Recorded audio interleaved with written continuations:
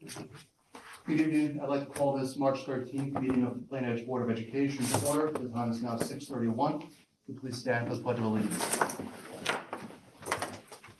I pledge allegiance to the flag of the United States of America and to the republic for which it stands, one nation, under God, indivisible, with liberty and justice for all.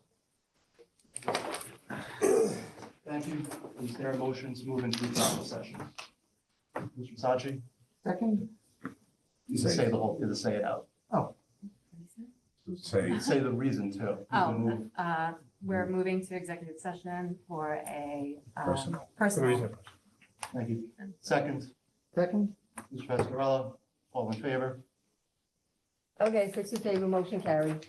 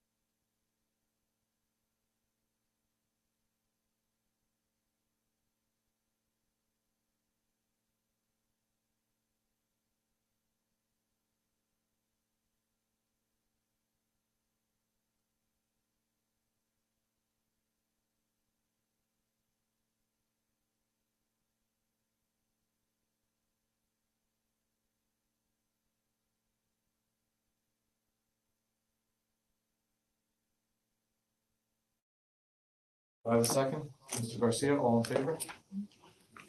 All in favor, motion carried. Please rise for the pledge.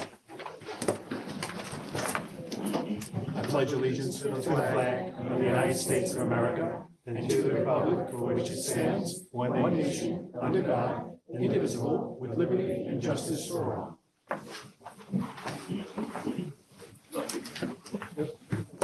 I'd like to turn it over to Dr. Selena for superintendent comments. Good evening, ladies and gentlemen of the board, esteemed guests, amazing staff, and our amazing families that are joining us here tonight. Of course, obviously, I imagine that this is somehow connected to what we're about to do together. Yes? All right, okay, well, listen, I'm very excited. So boys and girls, I want to thank you for being here tonight. I know you're very busy and you have a lot of things going on after school with homework and sports and clubs and dance and everything else that's going on in your world, but taking the time out to be here with us and work with us tonight and the Board of Education, I am very blessed and I'm thankful. So thank you for making the time. To all the parents that brought them down tonight, thank you very much as well for taking that time. Obviously, our teachers, our administrators have orchestrated an amazing opportunity for us tonight. So I am going to turn it over to Dr. Paola, and she's going to do some introductions. And then we are going to have an opportunity to have some fun. Thank you, Dr. Salinas. So welcome, everybody. I would like to welcome our third graders from across the district in East Plain, John H. West and Charles E. Schwarting Elementary School here tonight. They are joined by the STEAM specialists that we have in our schools. So they're all in the back right there, which they're going to join us shortly. So we have Miss Alexa Sola from John H. West. We have Dr. Eileen Santoro from East Plain. We have Miss Samantha McHugh from Charles E. Schwarting. And we have Mr. Kevin White and Mr. Perry Fuchs, who they are involved in our STREAM program across the district. So thank you all. And Debbie Fallon, and Ms. Debbie Fallon, our STEAM specialist assistant. And she also has the pleasure of working with all of our students across the district. So I thank them all for being here tonight and working with our students on a daily basis. And they have a great experience for all of us tonight. So they're going to be explaining our engineering process, and they're going to give us a little challenge to do tonight as well. So without further ado, I'm going to welcome them up. Don't be shy.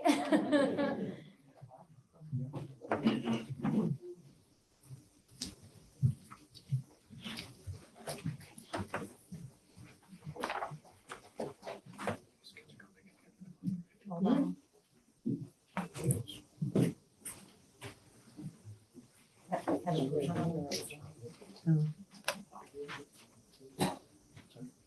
Okay. You want to start off with this? I just did it. It's done now. Okay. Oh, I'm sorry. Sorry. Change of plans, that's right. Okay, so as I explained, they are going to be doing the engineering process, but before we begin, because we have our amazing team here, I would like to recognize first Mr. White. He was recognized as the 2025 Asset Bright Light winner, so we applaud him and thank you for representing Plainview. He's also known to our students here as. Okay, so we have Professor Planet, and he is Sir Saturn. Okay, they're getting a little gun shy here. So anyway, this team performs across Long Island at conferences. They presented at the Lights Conference in October on the Computer Science Task Force, and also they are actually going to be presenting this month at the Asset Conference, and we are going to be showcasing out of this world learning in Plain Edge and all the amazing planetarium experiences our students get across the district and how they're tied to the New York State learning standards in science. So I want to thank them for always doing an amazing job representing Plain Edge across Long Island and always being ahead of other districts in all the educational experiences we get to offer our students here in Plain Edge. We could not do this work without them. The dedication and hard work and the time spent researching And they always come to me, can we do this? Yes. My answer and Dr. Selena's answer is always yes. So as long as it brings value and these unique experiences to our students, we definitely always want that here. So thank you all very much.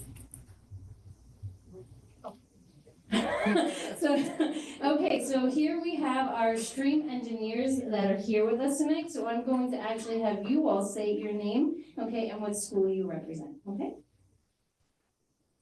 Hi, I'm Grant Morrissey and I'm from West. Hi, I'm Kylie Falabella and I'm from Shorting. Hi, I'm Layla Strailing and I'm from East Point. Hi, I'm Haley Bauer and I'm from West. Hi, I'm Dylan Everly and I'm from Shorting. Hi, I'm Kayla Bate and I'm from East Plain. Thank you. So who's first? Okay, there you go. Okay, the show is all yours now. The Eating Stream Center Engineering. The engineering design process is a way to solve problems by coming with ideas, testing them, and making things work better. First, we think about the problem and ask questions to understand what needs to be solved. Then we imagine different ideas and ways to solve. In the engineering design process, we plan by deciding the best way to build our idea, thinking about what materials and steps we need. Sometimes we do research to help inspire our plan. Then, we create by actually building, putting our plans into action to make our idea come to life. Then, we test our creation to see if it works like we want it to. If something doesn't work, we improve it by fixing the problems and making it better until it's just right. Now, we are going to tell you about the criteria, which is the task and the constraints, which are the rules you will have to follow. Our criteria or challenge for today is to build a raft to help the biggest billy goat cross the stream and avoid the troll. We created a framework you can follow to build your raft. Some of the constraints we have to follow are that your raft must be made with only 10 straws, 5 pipe cleaners, and 1 roll of tape. You have 5 minutes to build your raft. Here are some tips for working with a partner. 1. Listen to each other. Make sure you hear your partner's idea and share your own. 2. Take turns. Don't try to do everything yourself. Share the work and help each other. 3. Be kind. If you disagree, talk it out nicely and be patient while working towards it. 4. Have fun. Working together is a chance to collaborate, learn, and enjoy the challenge.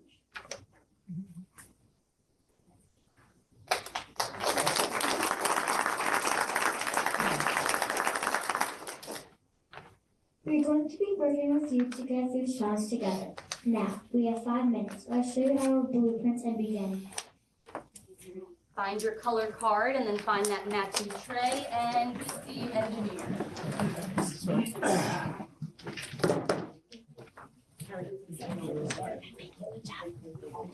Yeah, hold on your card. Good job.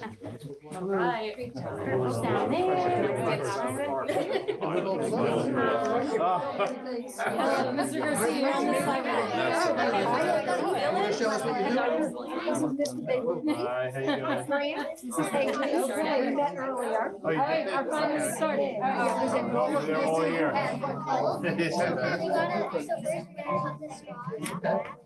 don't know if I'm old enough to sit. Okay. Is it okay? We can start. 5 minutes. Oh, it's a wrap. All right, so what do we got? So I gotta try to follow the program? Okay. Start building, you got 4 minutes. Oh, boy. All the building on the table. You want to do it all? Oh. I got this up. So the pipe cleaners get together? Yeah, whatever you want. Take charge. How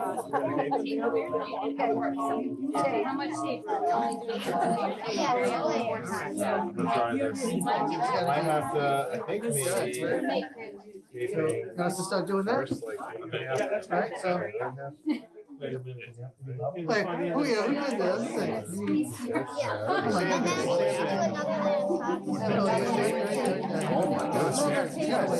I don't know either.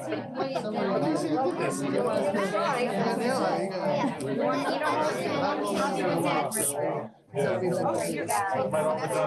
over-engineered. We're gonna cover each side. We're not gonna cut these.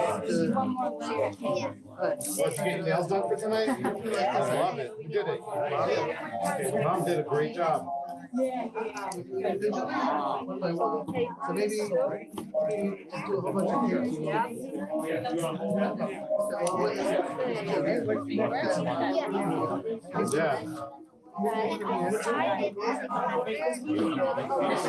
Yeah.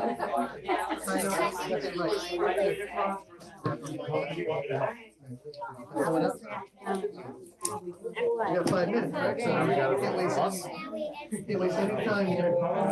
Makes sense. I like this idea. This is a good design. That way you don't have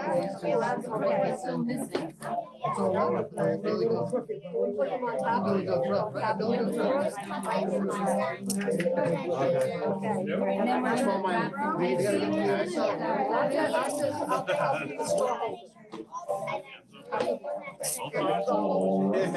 timer is halfway done. Is that for real? Are we behind schedule? I think our goats are gonna sink.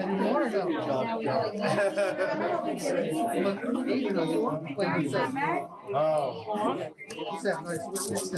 Oh, yeah. There we go. Oh, you want me to hold them? Is this one supposed to go too? Beautiful, yeah. Here we go. Very cool. That's a good idea.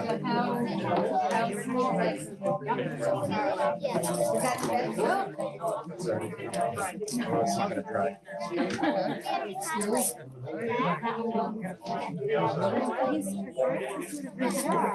You're like Mike Cheetah at home. He had it at the end of the plan. Yeah, I've done it before, so. Yeah, with that at home, that makes sense. You want us in your classroom to help you?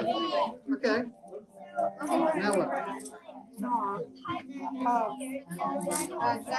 The support? All right. You want to glue it, or you want to tape them, or you cut it? Need to use some positivity over there. Now what? Right? Take that together? Yeah, you gotta circle it. Is that the key thing? That way it goes up like. 2 and 0. So why don't you 2? Oh, that's what a circle looks like. Yes. That's how I remember. Okay. 3 seconds. Oh, that's good. Should we see the floats? Here we go. All right, so Thank 2 you. on each side. There we go.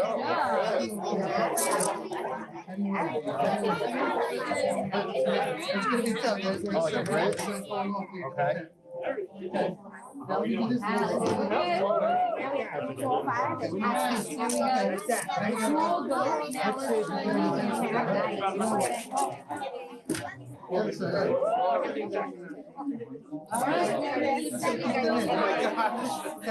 what? Wait a minute, what? We got 19 seconds. Napkins if needed. My fingers are too fat. There's some napkins. Should we get them on? Wait, are we getting wet? Okay. Oh, boy. Okay. All right. Can we put are we ready for the order? Not yet. Okay. Is someone gonna? Let's take the Billy Goat draft. No. Especially with the time. Okay, everybody. Now it is time to test our design and reflect. Let's see how much weight our raft can hold. All right, here we go. I don't think it's a design problem, it's a build problem for me. Last time, okay. I wanted to say, I don't know. Haley, I'm sorry I failed you, I think. It's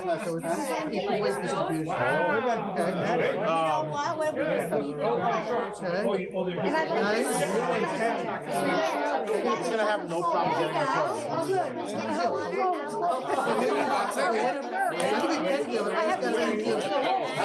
got three goats. Mr. Garcia, you guys. Nice, all right. Mr. Barry, get Oh, I thought we were supposed to put all three. I bet we're gonna win this one.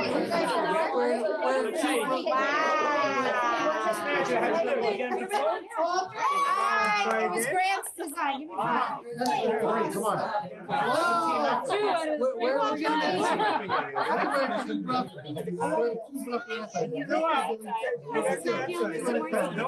He's heavy guy. All right, let's be strategic. Where we I don't know if that's floating enough. Because like, look, we're very competitive. All right, It's a basket team. He's holding on to your leg. So let's take 30 seconds with our team and think of these two reflection questions. Okay. The first one, if you were given this criteria or challenge again, what would you do differently and why? So what would we do differently? And the second question is, if you were given one more material, what would that material be? So let's talk about it with our teams, now we're gonna share. I think I would. Yeah, smaller is a good idea. We should have used more scissors. So What are the materials? What are the materials? Oh, I was gonna go something different. Foam. That's pretty good. I was thinking of smooth. Yeah, like a foam. Yeah. That's what I was thinking, like foam, like that. I would get that. Yeah, but then you You put all the Billy Goats in together? You helped us so much. Wait, you're all three on that one, yeah?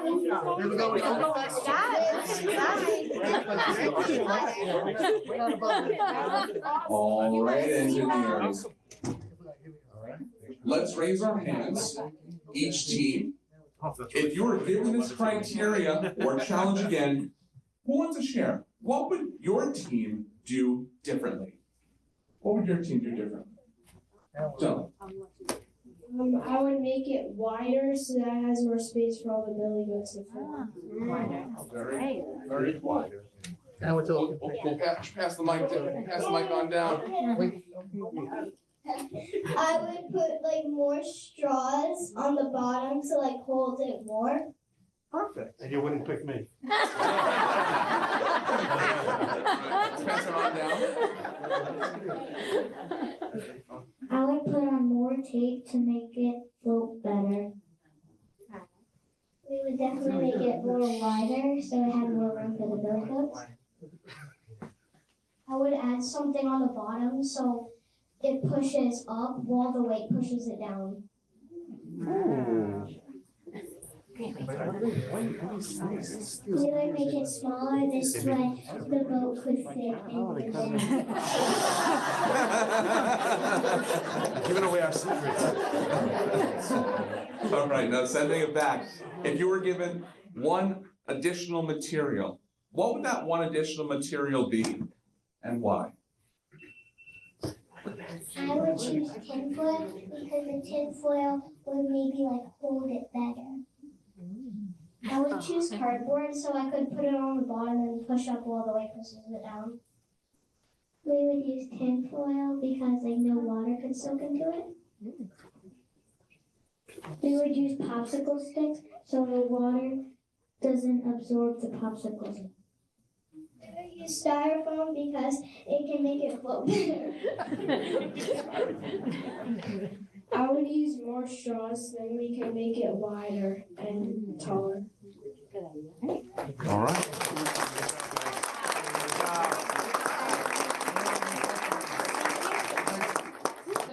Great job, everyone. And this is just one experience that our students get to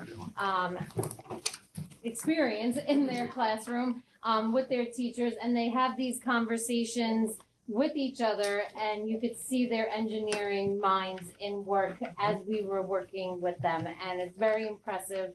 And I want to thank everyone for coming here tonight. And if you all don't mind, if you could just get together, and we're going to take a picture after we close out. Thank you for all going through the engineering design process with us. You are our honorary stream engineers.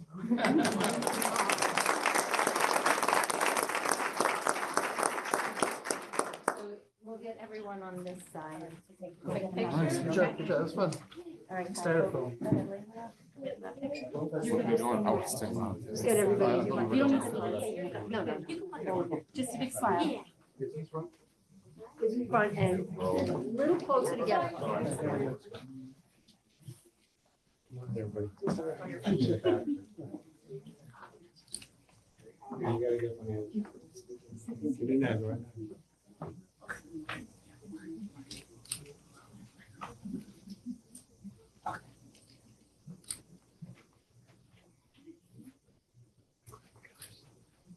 Thank you guys.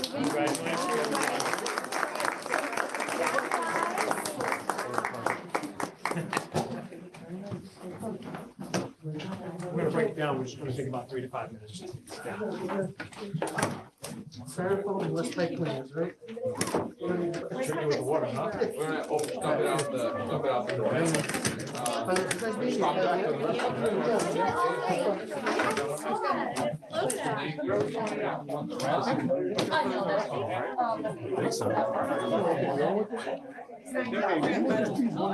Submarine. Put a table on the side.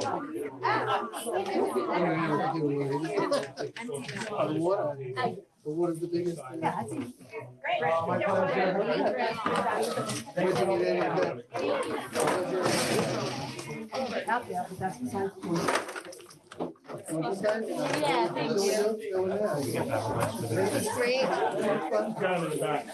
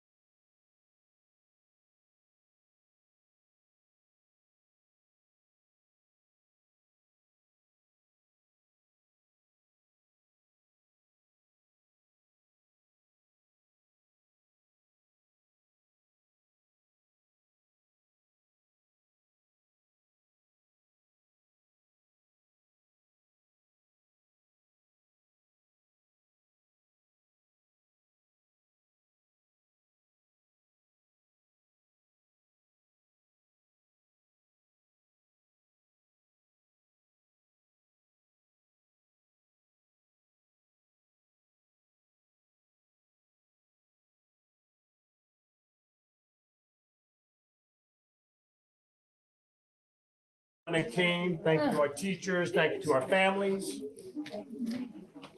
I have a few more announcements on the superintendent's debrief. Congratulations to our student musicians who have all been selected to New York State Band Directors Association All-State Honor Band. They performed in Syracuse, making Plain Edge proud on Sunday, March 3rd. Jessica Cagnaro, clarinet; Daniel Lee, alto saxophone; Joseph Altamura, tenor saxophone; Thomas Frank, trumpet.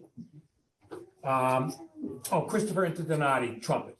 Congratulations to Sabrina Johnson from Plain Edge High School, who's been named National Honor Society Scholarship National Semifinalist, winning $3,200. The National Honor Society continues to empower outstanding students to achieve their academic and leadership goals. This recognition reflects the strong support and leadership fostered within our school community. Congratulations to senior Luke Nieto, who won a Division II State Wrestling Championship title in the 152-pound category. Congratulations to Devin Downs, who won his second straight title as a junior. They'll be joining us at the March 25th meeting to be congratulated and recognized. Challenger Sports had an amazing first home game against Seaford. Come support our Challenger athletes in the next home game on March 13th, which was today, actually, against Clark. Elementary Best Buddies hosted a dance social. Best Buddies advisors from all 3 elementary schools invite students from their club over to John H. West for some fun dancing and some Italian ices. Ethics Club actually is we have their advisor here with us tonight, Mr. White, right? And I think they're coming to visit us, correct? Yeah, and did an amazing job, and he'll be speaking on that at the March 25th meeting with his students. Student athletes in our district were honored at the national, or I should say, our college signing day. They've committed to continuing academic beyond high school, as well as their athletic abilities, and we couldn't be prouder of them. Matthew Chadwick, Owen Donnellan, Kieran Judge, Leah Valari, Madison Wade, AJ Galino, Alec Anderson, Jaden Locasano, Aiden McCarthy, Kimberly Durain, and Dominic Capone. Harlem Wizards tickets still on sale. There's not many left. They can be purchased March 26, 6:30 is the big night, annual event. People are very, very excited about. It is a collaborative effort between the Players Federation, teachers, and all of our PTAs. They do an amazing job every year. So look forward to seeing everybody there. College Fair, 7 p.m., March 24th. Stream nights here, registration's open. Stream night brochures for the board are placed here. It's also on our website when you arrive there, May 20th at 5:45. Always an exciting night. It fills the halls and people are excited, the students are excited to show their work off. And also, Planet celebrates law enforcement and first responders. The proceeds will be donated to the Brian Moore Memorial Fund and Nassau County Police Department's foundation. T-shirt order can be found on the district website. They're due by March 15th, so if you're interested, you want to get one, please visit our website. And that's all I have for superintendent's remarks at this point in time. So at this point in time, I'll turn it back to Mr. Mayruti, our president, and we'll open up the meeting. Sorry, say it again? What was that? What did you say? Oh, I'm taking it. Okay, Oh, okay. no, I don't want to do that. Okay. We're gonna go right into, we're gonna wait. Discussions and presentations, right? Yeah. I was thinking that perhaps maybe we could take out of order tonight since we were involved with curriculum instruction. We're gonna jump right into curriculum instruction with Dr. DiPaola. That was item number 2, if it's okay with the board. Since it's related and you just had an opportunity to participate, we're gonna go in that direction. Good evening. I'd like to welcome up with me Mrs. Annalena Klutzkin and Ms. Samantha Cardicello, our curriculum associates. They will be presenting with me for curriculum instruction, our budget, and to give you highlights of all the great things that are going on in our schools. So, at the heart of any educational program is your academic core classes that represent education. And, education is always evolving and changing, just like the world is. So one of the new things that we are doing is we always want to have some cross-curricular endeavors and interdisciplinary approaches to our learning pre-K through 12. So one of the things that we are exploring this year is that our teachers are involved in an AI pilot, which we have elementary, middle, and high school teachers that have all volunteered to be part of this pilot. We are looking at 3 different programs that are all Ed2D compliant. And what the teachers are doing is they are testing them out and seeing which ones that they feel are the best for our students. And they will be using a rubric to see which ones best meets the needs of our students here in Plain Edge. We are having amazing feedback already. We are on the 2nd program. And teachers are loving it, kids are loving it. So we can't wait to see at the end of the year the products that come out of this and how we see the companies pan out with each other. So that's one of the things that we are working at. And also, we're not only doing it with the teachers, we're doing it with the administrators as well. As you know, AI is definitely taking over. So it is our responsibility to teach students how to use it appropriately, effectively, and use it where it helps them, but not take over them. So we are very excited about this and to see where it takes us. We have continuous opportunities for vertical alignment and articulation. We are always looking at making sure that we are vertically aligned with our standards in all subject areas. And the teachers do a great job working with administrators to ensure that. Another piece of any educational program is data analysis. Now, data, one piece of data doesn't represent any child. You need to have a lot of different data points to get the whole picture of a child. And here are some that are listed that are used across our district. And it helps our teachers drive instruction and meet the individual needs of our students.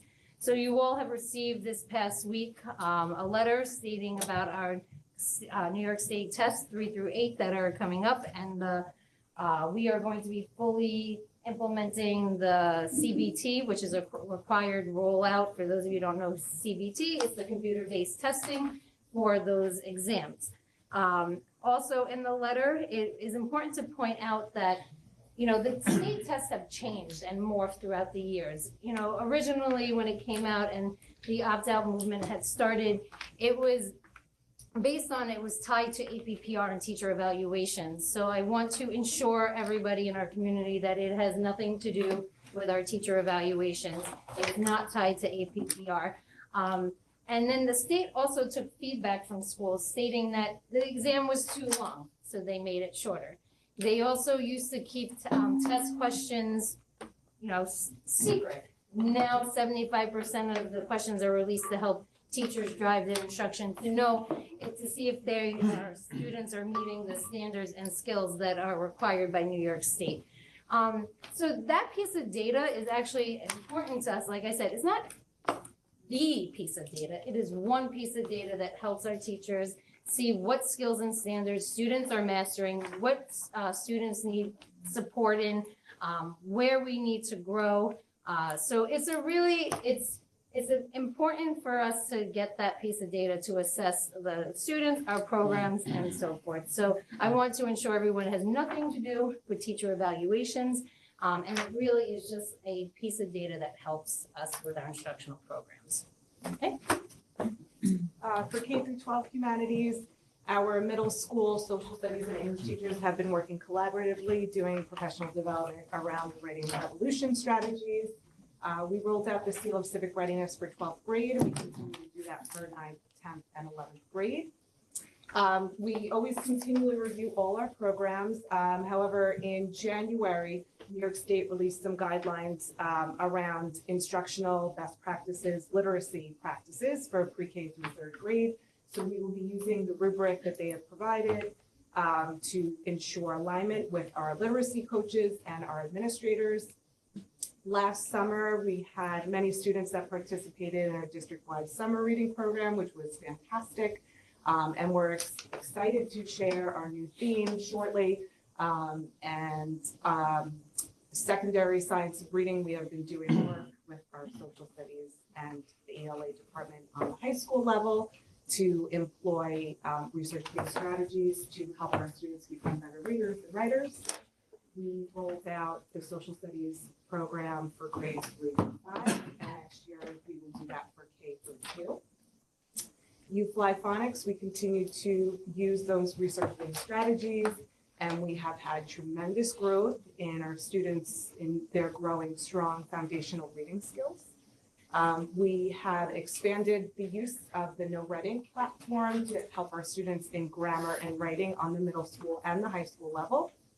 And our ELA teachers on the high school have continued to implement the next generation standards in the curriculum to ensure that they are prepared to ensure our students are prepared for the ELA regions, which will be new next year. And our world language teachers continue to revise their standards as well.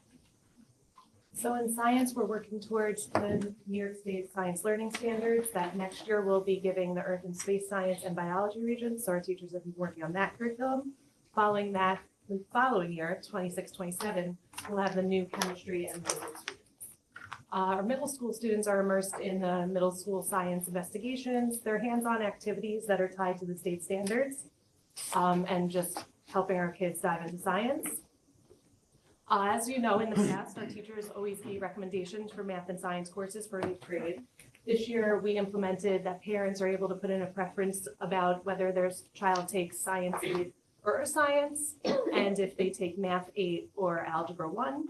If the teacher recommendation and the parent preference were not in alignment, our guidance counselors stepped in and communicated with the families to figure out the best placement for the child for next year. So next year, we'll continue to have one section of Math 8 and one section of Science 8. As far as K through 6 goes, our new math program has been fully implemented this year. It's helping our kids better understand and strengthen their problem-solving skills as well as their math discourse. I was in a third grade classroom the other day where I heard students talking about adjacent boxes, and it was really exciting to see a student raise their hand and say, am I looking at this horizontally or vertically? So it was really cool to see their math language being implemented in action. 7 through 12, students and teachers have been using Magma Math. It's another great program where teachers are able to see in the moment data that they use to inform their instruction. So again, in a classroom, I saw in an Algebra 1 room that a teacher noticed a common error happening on one question. There were 6 students who were making a similar error. So she kind of stopped her instruction and addressed that and made sure that the students understand their mistake and improved upon it before they left the classroom that day. And speaking of math, this year is our first new geometry agents aligned to the next gen standards. Next year we'll follow with Algebra 2. This year we're also fully implementing the New York State's computer science and digital fluency standards K through 12.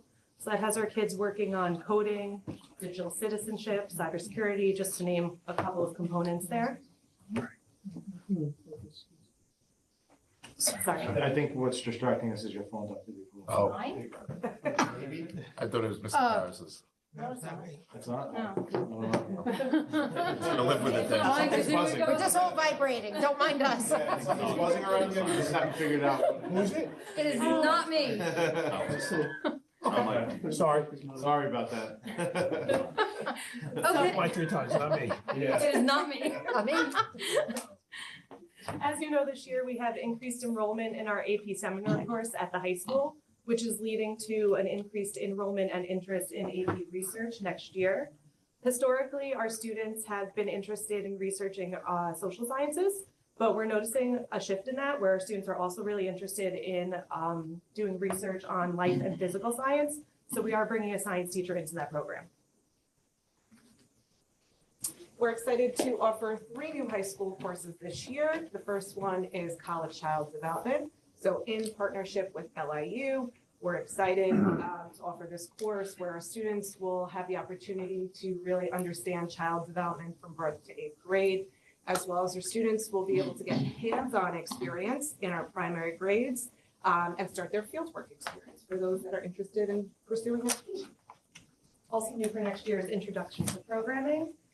As you saw, our amazing stream team and our other stream courses are helping our students better understand coding. Additionally, with the implementation of the new computer science and digital fluency standards, we're noticing increased interest in programming. So that's a course that our students will engage in. We'll learn Python, very important coding language, through Kidoio softwares and other resources.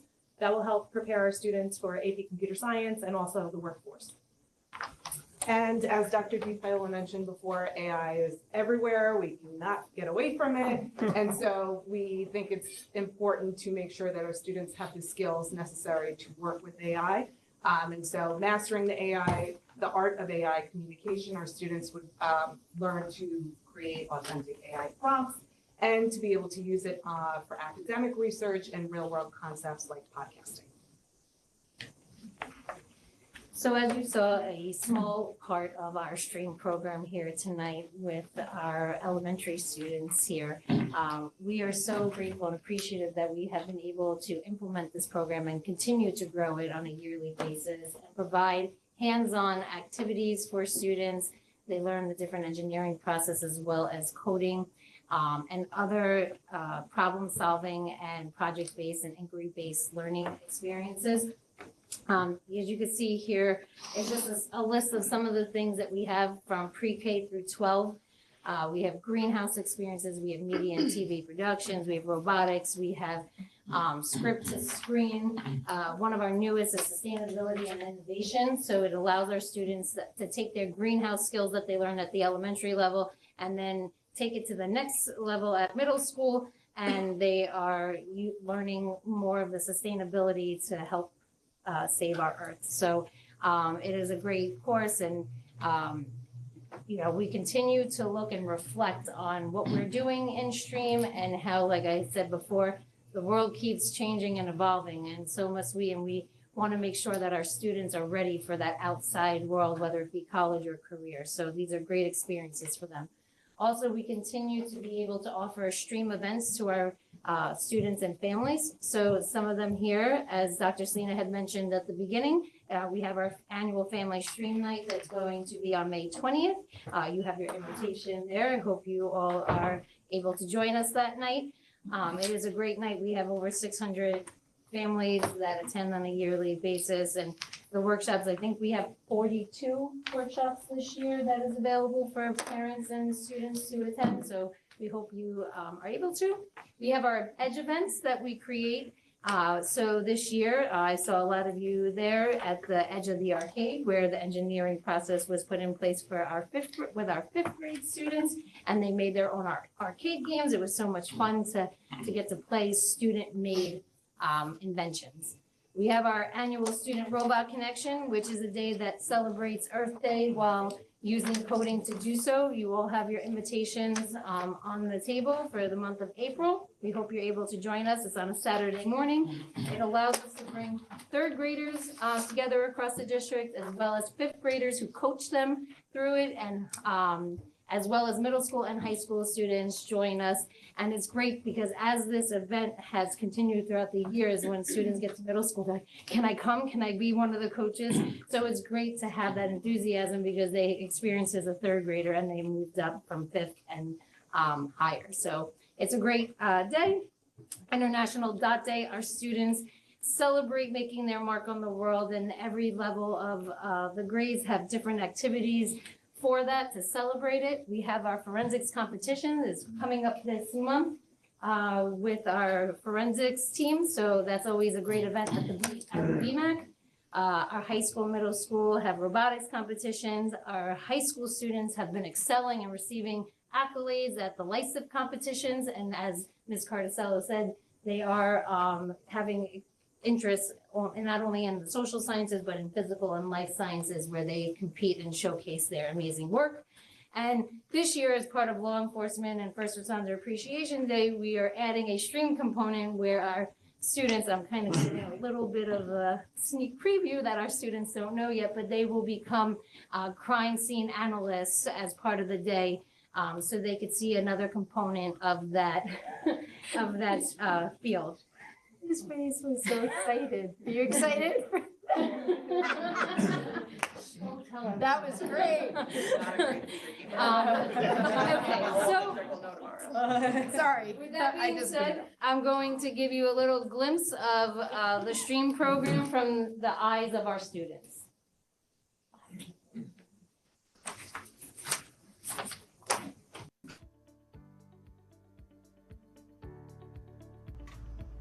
Planting pumpkins in the greenhouse. Cutting with beaver. We made our fence with pixels. Baking soda, water, and savory cream. Coating us to get the cheese. Coating the puppy to get the ball. Doing all the fun art projects we do.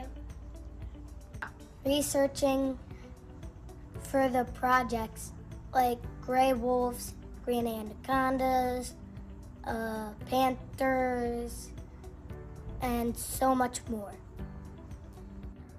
Ozobot. That's because we do creative codes and I like the headlights.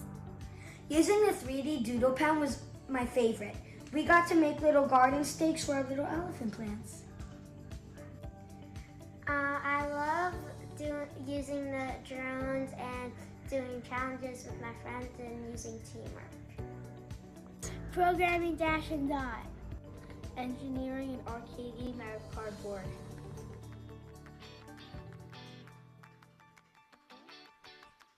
In the Planet Stream program, we don't just learn to be scientists, botanists, researchers, mathematicians, and artists, we also learn to be engineers. Our engineering program for pre-K through 5th grade is like no other. Here, students discover the principles of the engineering design process. In this process, students are given a problem or a challenge.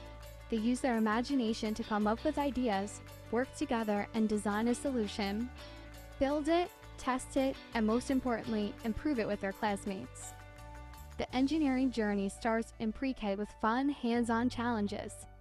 One challenge was to build a house for our quarter-mouse robot. Students use Legos and Mad Formers to create, build, and test their designs. Kindergartners also designed the snowplow of the future. Using their friendly coding robot, Beatbot, along with their creativity and knowledge about snow, students invent a unique way to clear snow off the stream room floor. First grade students help their puppies stay on a leash in their yard. In groups, they designed and created the strongest and longest leash possible out of just one piece of paper and tape. We talked about improvements after they tested their designs. In second grade, engineering takes off with the Rosie Revere Engineering Design Challenge. After reading the book Rosie Revere Engineer, students learn the importance of never giving up. Just like Rosie, who keeps trying to build her flying machine with her grandma, students work hard to create their own innovative designs. By third grade, the challenges really make a splash. Students read The Three Billy Goats Gruff and are given the task, help the third goat cross the river without using the Trolls Bridge. Using what they've learned about design and teamwork, they build creative solutions to get the goat safely across. In fourth grade, students learn about various bridges through group research. Then, they build their own bridge. This challenge has several constraints, such as building materials, end supports, and minimum length. The group with the longest bridge wins the challenge. The Stream Arcade came to life in 5th grade when our engineers created their very own video games. They used cardboard boxes and maker materials to have a district-wide Stream Arcade night of family and fun. The Plana Stream program inspires students to dream big, solve problems, and work together, preparing them for exciting futures in engineering and beyond.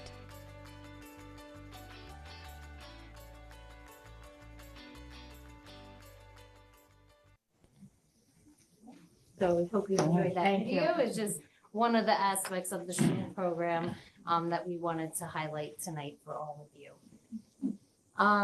We are continuing with our character education and our civic readiness. As we had mentioned in some of the presentations earlier this year, we'd like to congratulate Plain Edge High School and East Plain Elementary for becoming New York State Schools of Character, and Charles E. Schwarting as honorable mention. In all of our schools, we are having some form of advisory with the use of Character Strong, which is a research-based character education program. The elementary school has daily morning meetings, and at the middle school and high school, we have advisory once to twice a month.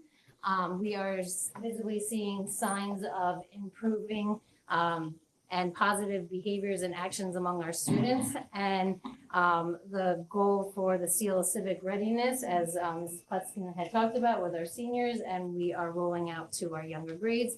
And right now, I'd like to show you a video that was actually created by our high school students, along with Mr. White, to highlight all the academic and character education that is going to be shown at the national interview process. Plain Edge High School, located in Long Island, New York, stands as a beacon of character, community, and exhibits a strong commitment to fostering a positive school culture. This is based in the Lead for Pride framework, which are core values of loyalty, empathy, accountability, and determination. These values aren't just words on a wall.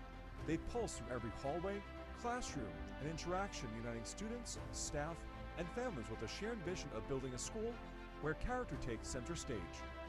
In Plain Edge, our character initiative was not just born, rather a tradition passed on, growing and evolving from generation to generation. For example, in our passing of the torch ceremony at our homecoming football game, our high school seniors passed the proverbial torch of wisdom, knowledge, and strong character ideals to our kindergartners, who are the newest generation to carry that torch. Additionally, the Plain Edge High School class of 1974 returned to Plain Edge to meet with our current students and bridge the decades through discussions on community and school culture. Discussions of character and helping each other be the best version of ourselves happen amongst our students consistently. In classes such as peer coaching, students serve as mentors to their peers. One of the foundations of the Character Initiative in Plain Edge is the Lead for Pride Behavior Matrix. It is well displayed in classrooms, hallways, common areas, and our athletic fields. The Behavior Matrix was a collaborative effort created by students for everyone. Our Character Committee distributed a Google form to all students, asking what each core value meant to them and the most common responses formed our school-wide behavior matrix. Planet doesn't just hope students embrace these values, they empower them to live them.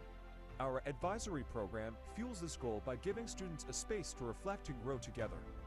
Each month, small groups of students gather under the guidance of dedicated teachers, diving into activities that foster camaraderie, teamwork, and most importantly, building character. The heart of Planet beats strongly with its caring community. Programs like Unified Sports and Best Buddies open doors to leadership and a sense of belonging for all students, regardless of their needs or abilities. So you two are buddies? Yeah, we're best buddies. Our annual Best Buddies fashion show celebrates more than style.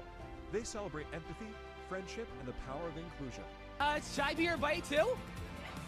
Are we having a vote here? Yes! Students from our life skills classes formed our very own coffee shop called Red Devil Roast. The student-run coffee shop provides students with opportunities in sales, customer service, and being coffee baristas. Cross-curricular collaboration occurred with students from our computer science classes developing all the graphics in tandem with our life skills students for this coffee shop. From being the host school for the Special Olympics of New York to seeing their peers light up Times Square, students in Plainedge learn that compassion and connection have no bounds. Character at Plainedge isn't a single idea. It's an experience embedded into our curriculum, activities, programs, and community. For example, the Seal of Civic Readiness challenges students to engage with their community both inside and outside of the classroom through civic courses incorporated with learning projects. Our virtual enterprise business class used our school's core values as the cornerstone for their business, Impact Clothing, which donates its earning to various charities. Our forensics class learns crime scene science and uses their knowledge to promote Wrongful Conviction Day each October. Moral action isn't a concept in Plainedge, it's a call for everyone to serve. The Breast Cancer Walk, International Club and English Honor Society Toy Drive, the Plainedge High School Band Clothing Drive, PS I Love You Day promoting kindness, Red Ribbon Week to be drug-free, and more inspire empathy and remind the students they have the power to bring hope. The Dig Pink Volleyball Tournament and annual teacher-student tennis match benefiting breast cancer challenge everyone to stand by values and turn kindness into action. Our student leadership team was formed by a group of students seeking to enhance the school community. One of their highlights each year is running a homecoming and pep rally for their peers in Challenger and Unified Sports with cheerleaders, a pep band, and their parents cheering in the stands. To further fortify Plainedge High School's connection with the community at large, we host Law Enforcement Appreciation Day. On this day, first responders and law enforcement personnel come to Plainedge High School, where students are engaged in interactive and exciting activities where they make connections with law enforcement officers and learn about their careers. Plainedge High School teachers and students also participate in Family STEAM Night. Family STEAM Night is a district-wide event for pre-K through 8th grade families where over 40 workshops are held with parents and students to further strengthen our ties between education and the community. The slogan of Plainedge High School is where everyone achieves. This basis is the foundation for an academic and extracurricular program where students can learn, grow, and develop into the best versions of themselves in ways that work for them. Academics at Plainedge go beyond tests and textbooks. They inspire both the student mind and the student heart. AP classes, Intel Advanced Research projects, and groundbreaking experiences at Brookhaven National Lab and the Rockefeller University push students to their intellectual limits while building resilience and accountability. Recognition in Plainedge is about acknowledging those who live the Lead for Pride values. The Lead for Pride Student of the Month breakfast is hosted each month by administration to honor those students who lead by example. The We Make a Difference Awards, hosted by the Plainedge Federation of Teachers, honor those students who uplift their peers every single day. Family engagement runs deep through curriculum night, parent-teacher conferences, our Parents' Guidance Nights, and monthly meetings of our Parent-Teacher-Student Association, which reinforce the bond between home and the classroom. Feedback through surveys keeps the school grounded in its values and focused on growth. New student tours led by guidance counselors and the new student entrant breakfast ensure that every newcomer feels welcomed and supported from day one. Plain Edge educators don't just teach, they inspire. Professional development through Character Strong training, PLCs, department meetings, and the New Teacher Institute program unites staff under a common goal: to shape students into compassionate, driven individuals where collaboration is key to ensure character education is a collective effort. The community at Plain Edge doesn't just stop at the end of the school gates. Events like the Season of Holiday Light celebration bring the community together during the holiday season with performances from our high school jazz choir and Best Buddies. It is such a heartwarming moment on those cold winter nights. The Safe Halloween event brings families together by encouraging each club to decorate a classroom in the high school and inviting the entire community in to come trick-or-treat at each classroom, building a strong relationship between our school and community. In order to ensure all stakeholders are informed about happenings within Plain Edge High School, we offer a wide array of mediums to disseminate information. We utilize Parent Square to send email and text-based communications to all parents, students, staff, and community members.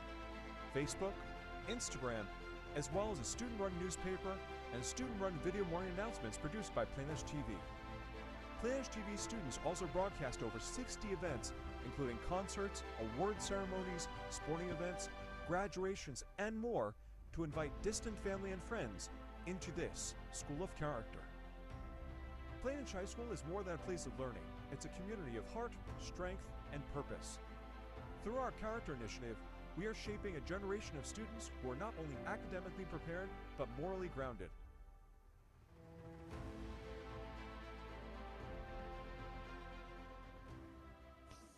Very nice.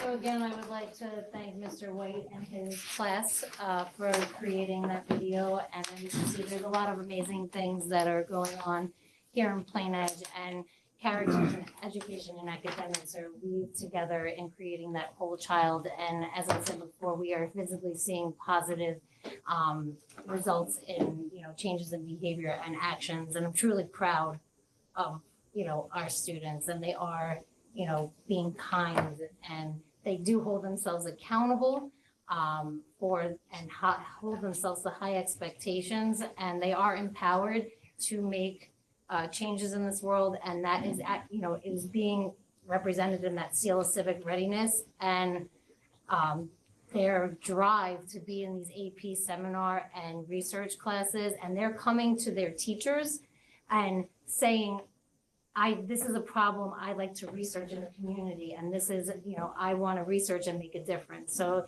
it's truly, I'm just proud of all the work that the students and teachers are doing. Also, we have a lot of different specialized programs. So here's just a few of them that we offer on an annual basis. Some of these programs are self-sustaining programs like the adult education program. We continuously try to have new offerings while we keep pickleball, because pickleball is always the hot item. I can't have enough pickleball classes ever, I don't think. But we had new self-defense classes for both women and men this year. So that was one of the newer ones. But we continually try to hear what people in the community want and try to find the facilitator to offer that. We have our summer enrichment program and our SARS morning and afternoon enrichment academies. Like I said, those are self-sustaining ones. We spoke about the other night how at the middle school, the summer is always hopping at the middle school. So we have our 12-month special education program that runs there. We have a middle school 6th grade transition summer camp. We have elementary and middle school summer remedial, which we call it, we try to make it camp-wise. So, students get what they need, but also have fun during the summer. And we always have our sail into kindergarten over the summer. One of the things I spoke about at the beginning is that the STREAM teachers go to conferences and present us and represent us at conferences. Professional learning is key to anything that we roll out here in Plain Edge. And we are very proud of the robust offerings that we offer through the Teacher Center that is actually led by Ms. Fallon, who is here with us tonight. We could not do it without her. Thank you so much for everything you do for the teachers here in Plain Edge. She is constantly trying to come up with new workshops, and she will go to me, this teacher I really saw something that in their classroom, do you think we can offer a professional development and ask them to lead? So we empower our teachers to bring what they're doing in their classroom to others, because, you know, in teaching, if you can't get out of your four walls, you don't know what's going on. And that's why we always have intervisitations with our teachers across the grades, across the buildings, even across the district. So besides that, we have our superintendent's conference days, we have our professional learning communities, which happen every month here. All the trainings that we send teachers, we have some in-house, we have some out-of-house. As Ms. Carcello talked about with the science, we are sending teachers to ensure that they are up to date with the science standards, and we go to whatever professional development they feel they need. And we're continuously bringing in what we can here. We have a new teacher institute that runs when they come here in the summer, but it runs throughout the year, as well as a mentoring program for them so they are prepared and have any resources they need to support them as they're beginning their new journey.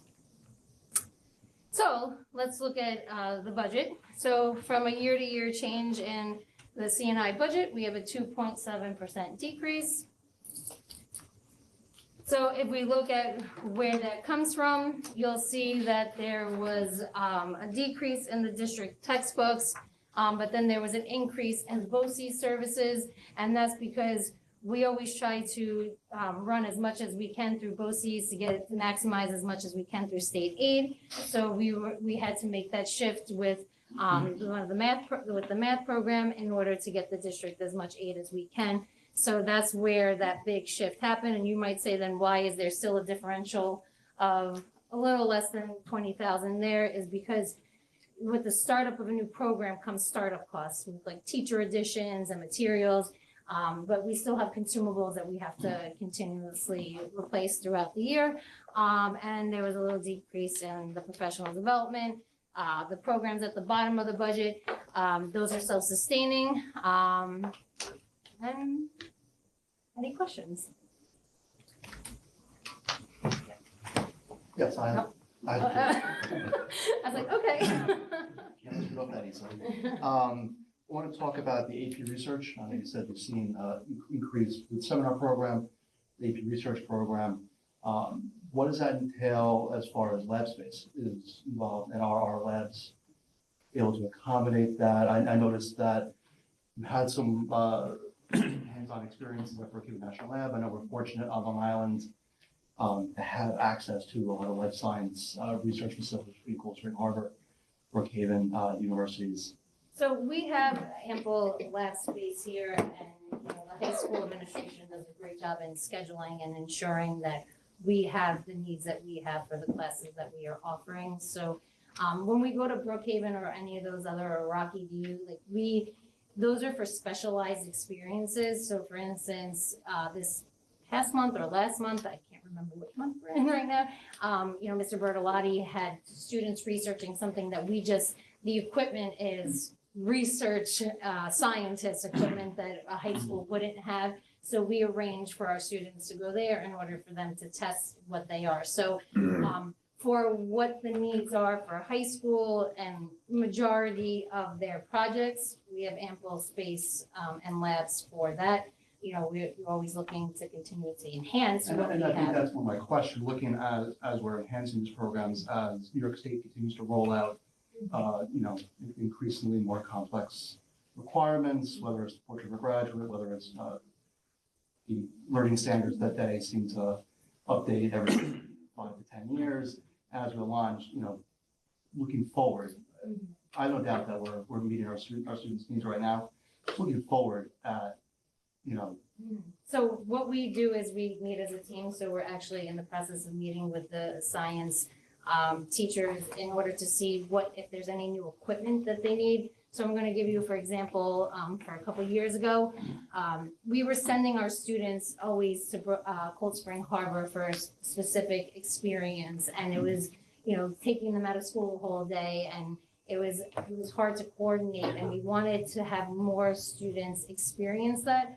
So I had worked with the science department, specifically Mrs. Walbaum, who came to me with specific equipment, and then we were able to actually purchase some of that equipment through a grant, and then we are able to now house those experiences that other schools have to transport students to, and maybe not get as many students to experience that. So we are constantly looking at that, and trust me, if there's something, I won't feel hesitant to ask for it, if it is to give our students that advantage.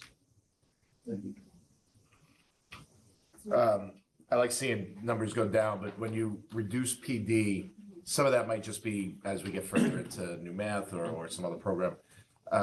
But is that a good spot to look for reduction, or should we be doing more of that? I know with math, elementary math, things seems to be getting a little bit better the more we're developing on it. Is there any more need for that? So we are actually, continuously bringing in professional development for the math program next month. And Vivian's actually coming in again to work all day with our teachers at every building. So with that being said, that was a particular PD that we do not need. And as certain programs are not in its infancy, we don't need as many days. So there were certain programs where we needed, let's just say, 20 days of PD. We're able to scale it down to 5 days of PD now because our teachers are up and running. I And then imagine. we could have experts here, turnkey it, and then we use it with the teacher center. So that's why you saw that decrease in that particular area. Thank you. Thank you very much. I'm sorry, I still got, I have a. Oh, sorry. One sec, sorry. So you mentioned that there's a trend in AP research going from the social sciences towards physical sciences. I guess, are we seeing that in the Regeneron science competition, I guess? Are more kids maybe doing research in that? We have students who are constantly, researching and entering those, and we've had success. I can't remember, it was last year. A couple years ago. So we have here. winners throughout. Yeah. Will is here. Where? Will, how are you, sir? Okay.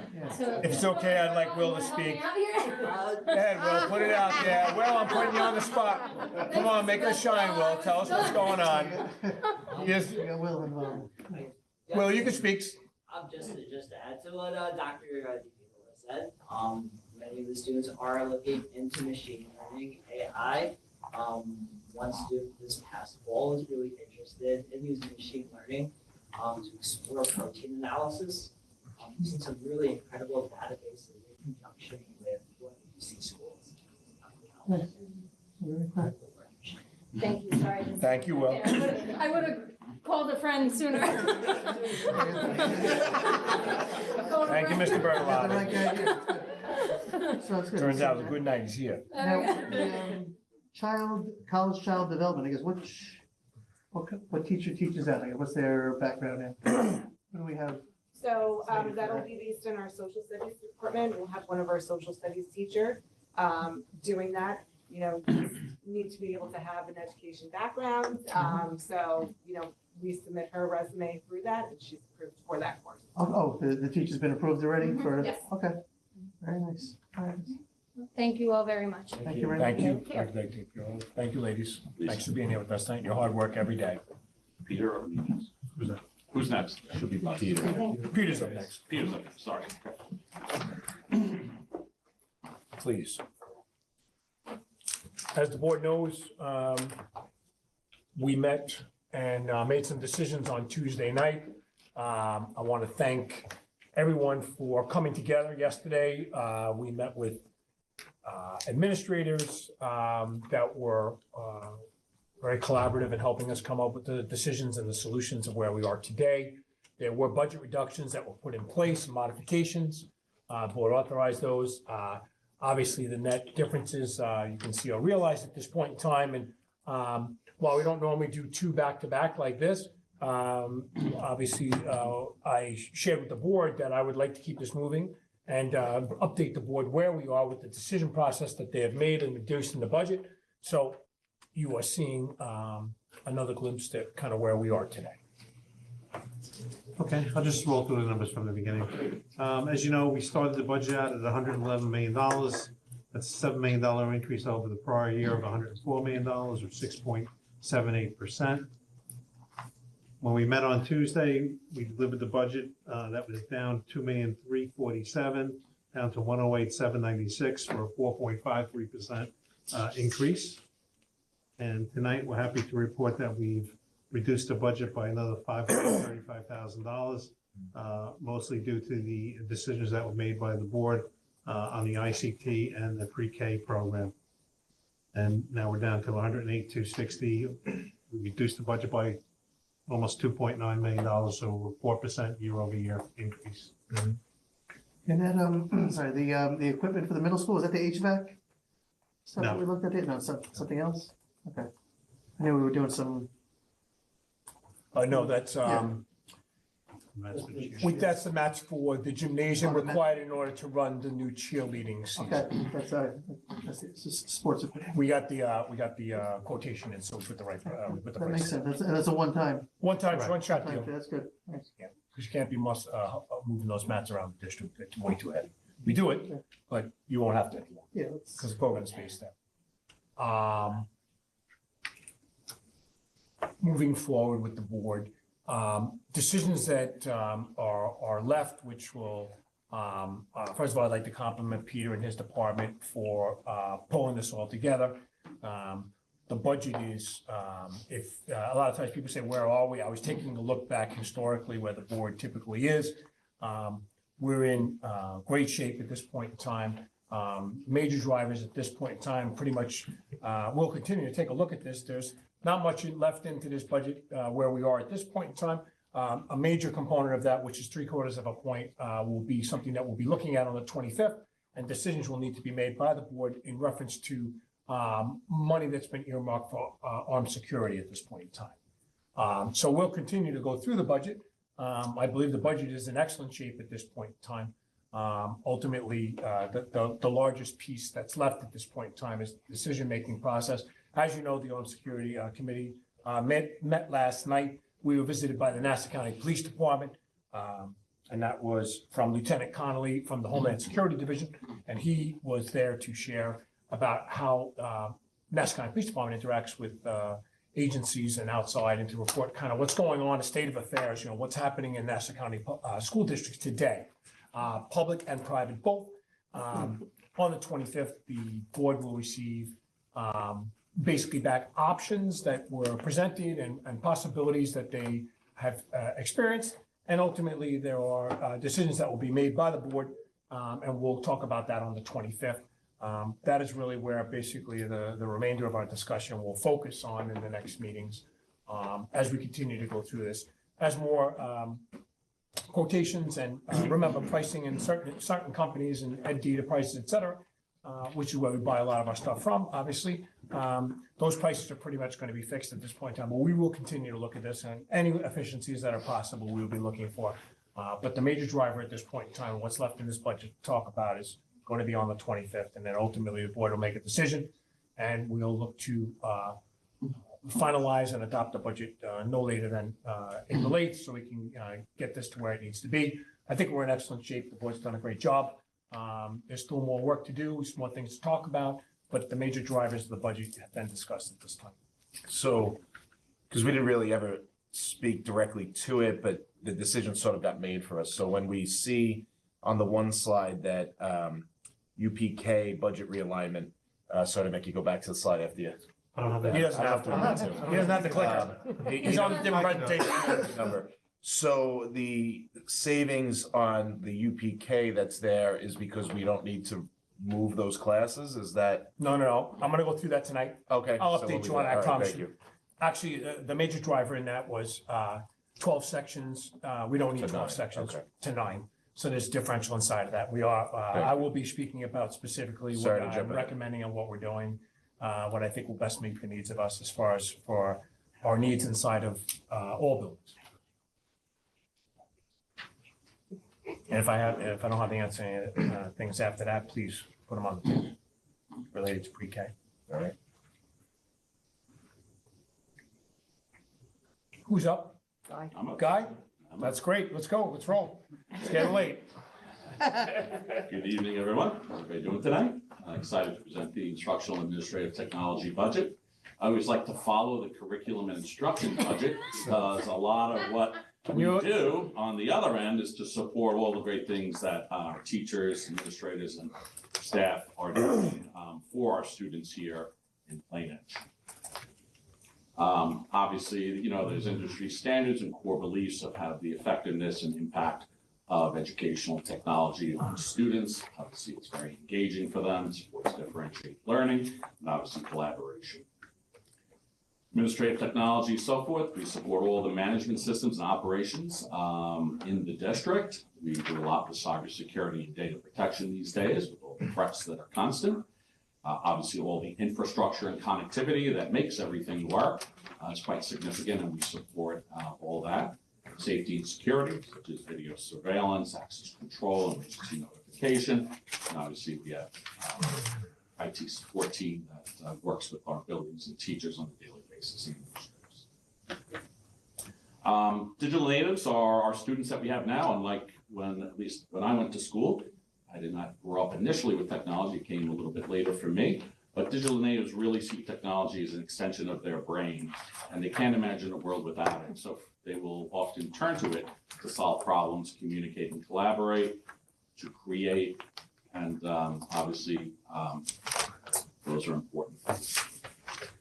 District, actually, when I first came here, one of the things they asked me to do was to work with the board to develop district technology goals. I think Mr. Parrish remembers, Mr. Pascarella, I know was big on that, and some of the other board members at the time. And it was really way ahead of its curve because these really align with the previous two slides that I just put up there, which is up to date and contemporary.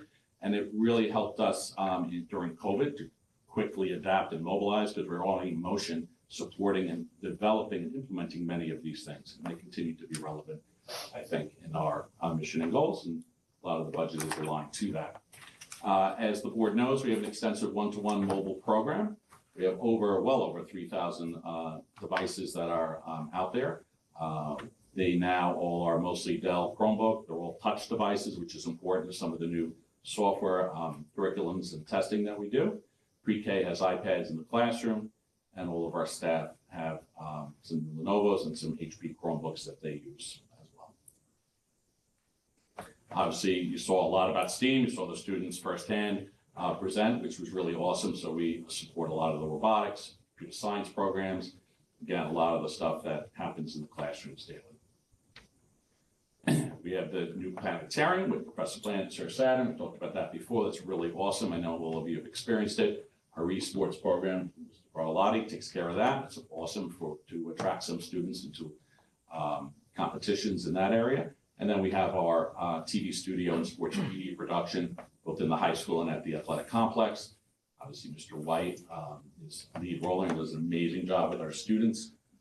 So that's very exciting. Here's a year-to-year perspective of the budget. We're slightly down this year. We have a slight reduction in the budget. The New York State Panel of Technology Advisors recommends about 5%. We're much lower than that. We're at 2.28% of the budget this year. Year-to-year comparison of the different groups you can see. And again, we're down a reduction. Some things that we've accomplished this year, probably not a complete list, but we did replace Chromebooks for grades K, 2, and 12. We replaced secondary Chromebooks with Lenovo. We continue to support all the things. I'm not going to read this list off. All the things you saw in curriculum instruction, our one-to-one program. We've migrated to Parent Square, which you know everyone loves, and Dr. Selena loves it.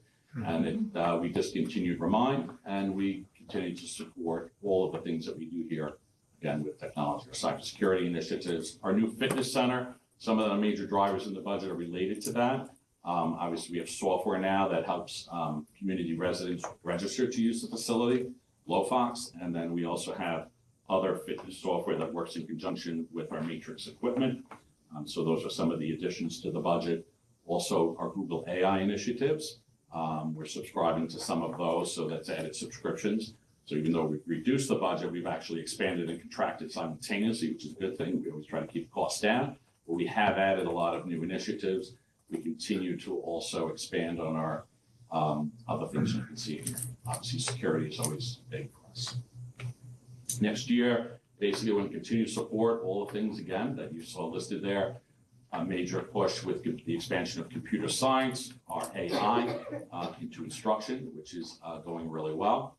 And also end of life. There are a lot of interactive whiteboards that are end of life. I actually kind of kept them going with non-interactive projectors and this mount that I was able to retrofit, but some of them are probably 20 years old and they really need to be replaced. So that's part of what's in the budget this year as a major driver. Any questions? I have one, which I don't know if it's necessarily tied to this. Sure. So obviously, there's been a lot of discussion of AI, and from, I guess, the central administration office as well as teachers, have we deployed usage of that here to help them with their function, or are there plans maybe for professional development in that area, assuming that, you know, it's allowable under state standards or anything So like that? first of all, with students, we have to be 2D compliant. Right. So we are piloting right now. I know we've had conversations this week. I'll let Dr. DiPiola chime in a little bit about the new initiative with students on AI, which is 2D compliant, by the way. So with the teachers, that's why the part of the AI pilot is the professional development part. So these cohorts of elementary teachers meet together with other teachers across Nassau and Suffolk County, as well as the high school. So we have cohorts of elementary, middle and high school, and administrators. They all meet across the county. They develop these initiatives and these different programs, and that's what I say we're going to use a rubric to see which product best meets the needs of us. But the teachers are learning how to use it. They then, in fact, are instructing students on how to use the AI component, like I said, effectively, appropriately, and why we use it. Teaching And- prompting, which is Right. really critical. So- Really critical skill with AI is how to prompt, how to set the stage and then prompt it to work your way through I it. guess what I'm trying to say is not student focused, but more teacher focused to do their profession better, maybe, to enhance it. Are we Well, I think providing that, that type of professional development where it's not so we're in our yo-yo infancy. one, it's more, you know. So everybody is scrambling on this at this point in time, in the Okay. sense that, you know, when people say to me, what are we doing with AI? A lot of conversation groups across the county have gotten together, concerns, positive supports. I have to be honest with you, when I was up at a conference actually last month, 2 months ago, I was fascinated by teachers that gave demonstrations basically of lessons that had been created that were enhanced. They you know, you really have to have the core work yourself, and then you can, with being taught how to use prompting, it develops your lessons and really enriches them and provides alternatives to what's being done inside of a regular lesson plan. Besides that, computer science, the AP computer science, Kidoyo is certified for that. It's 2D compliant, and you're allowed to use it in AI. So kids are instructed on how to use it, and specifically in that class. The Kidoyo experience is the engine that they use for that is 2D compliant. It will be a K-12 initiative. The teachers are learning just like all of us are here, and they're fascinated by it. Gemini is now, which is the from Google Classroom. It is part of the suite. It is 2D compliant. We actually listened to them. Dr. Levanian and I met with Google and their representatives from Manhattan, who are the representatives of the country, actually, that we're talking about. We got to meet the division head, who's speaking to us about how they're looking to impact. And I will tell you, a long time ago, when I first met with Google back in the day, they wanted nothing to do with education. They weren't really interested in us. And it was ironic at that time, because I said to them, how could that possibly be? I said, why did you think Microsoft Office became the most popular business tool in the universe? All right. And why wouldn't they give us such great discounts? And they did. Microsoft turned around and basically gave us 60% discounts. And that's why Microsoft Office originally landed inside of schools back 20 years ago. And because business was using it, they realized they built the disciples of Excel, Word, PowerPoint, etc. And then all of a sudden, here we were, and Google had come onto the scene. Their division, they had 2 people in Manhattan back 15, 18 years ago. I had students of mine that actually worked at Google and retired from there. But we tried, and they made introductions to the education division. They were not interested in education. But here we are today. not only are they integrated with us, they actually allow us to survive. We use Google Classroom as our platform here, not just us, most school districts do. And it is 2D compliant. The reality is we're just scraping the surface here, just like everybody else is. And there are a lot of competing products at this point in time. Google and Microsoft are our wheelhouse at this point in time, so we're experimenting with both. Our teachers will step up and be the leaders inside of our teacher center. They will go out, and they are going out as we speak, to professional development, figuring out how to do this, but we will have people here working on site, figuring out what's appropriate, how do we enhance our lessons, how do we teach children responsible use. The knee-jerk reaction is that, this is cheating, et cetera, et cetera. It's the furthest from the truth, all right? The reality is AI is here to stay, all right? The question is, how do we use it appropriately? Okay? I hope that addresses it. We got a lot of work to do here. Yeah. I'm done. Just to clarify, 2D, because I wouldn't have known that before I was on the board, is the state education law for student privacy. So before we put student information in an AI system, we have to make sure it's the right system that protects that. I'm sure there's somebody sitting there thinking. Kiddo and Gemini, everything strip it out automatically. We're also using is Magic School AI, and those are all Ed 2D compliant, and there's no student information that goes in those, and they have filters that if anybody even puts in a name, it flags it, it shuts it down. So there's a lot of, and that's why they're Ed 2D compliant. Yes. When it comes to technology, obviously we talked about Google and how that's becoming the main, platform in the schools.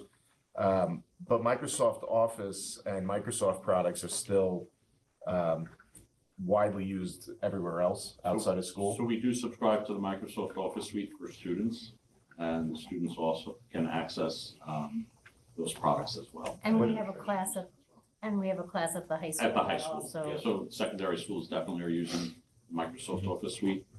Microsoft, so let's be clear about Google Classroom was designed around SharePoint. SharePoint was developed about 20 years ago. Actually, I did the website in the last district I worked in SharePoint. The problem is that Microsoft didn't invest in education like Google does, all right? And the fact remains today that we want them exposed to both. But if you look, Google copied everything from Microsoft anyway. So when you go back and forth between these two, they may not be identical, same experience, it's just a different manufacturer. But they did a much better job addressing educators' needs, and that's why Google still is going to be king as far as for classroom organization, et cetera. And that's and they created a lot of templates for us. SharePoint was much too hard for people in order to manage for classrooms and such. And so we were happy to have kids do both. Microsoft will always be with us. It's not going anywhere. Awesome. And then talked about Parent Square, which is great, and I know it has the community section to it. Maybe as a thought, we can, as we do district mailings, which I think we have some coming up, but if not those, there'll be others, include the link or the information so some of the seniors that aren't seeing the stuff online will know that they could also sign up through Parent Square, that community section. Yeah, it's not getting a lot of traffic. No, The let's give it reality one is more whenever try, we though. send out any type of brochures Right. or updates, we include it in there. We try to Okay, get people to good. do it. They're not running down to sign up, that I can tell you. But we have to continue to figure out how to communicate with the community, and we will. And then the last thing is more of a comment to the board. I think at some point we should schedule time to talk about technology goals. I don't think this month would be the appropriate month, frankly, but I do think at some point in the future, we should just review that and see where it lands. That's it for me. Anyone else? Yeah, I had a few things. Let's see, so.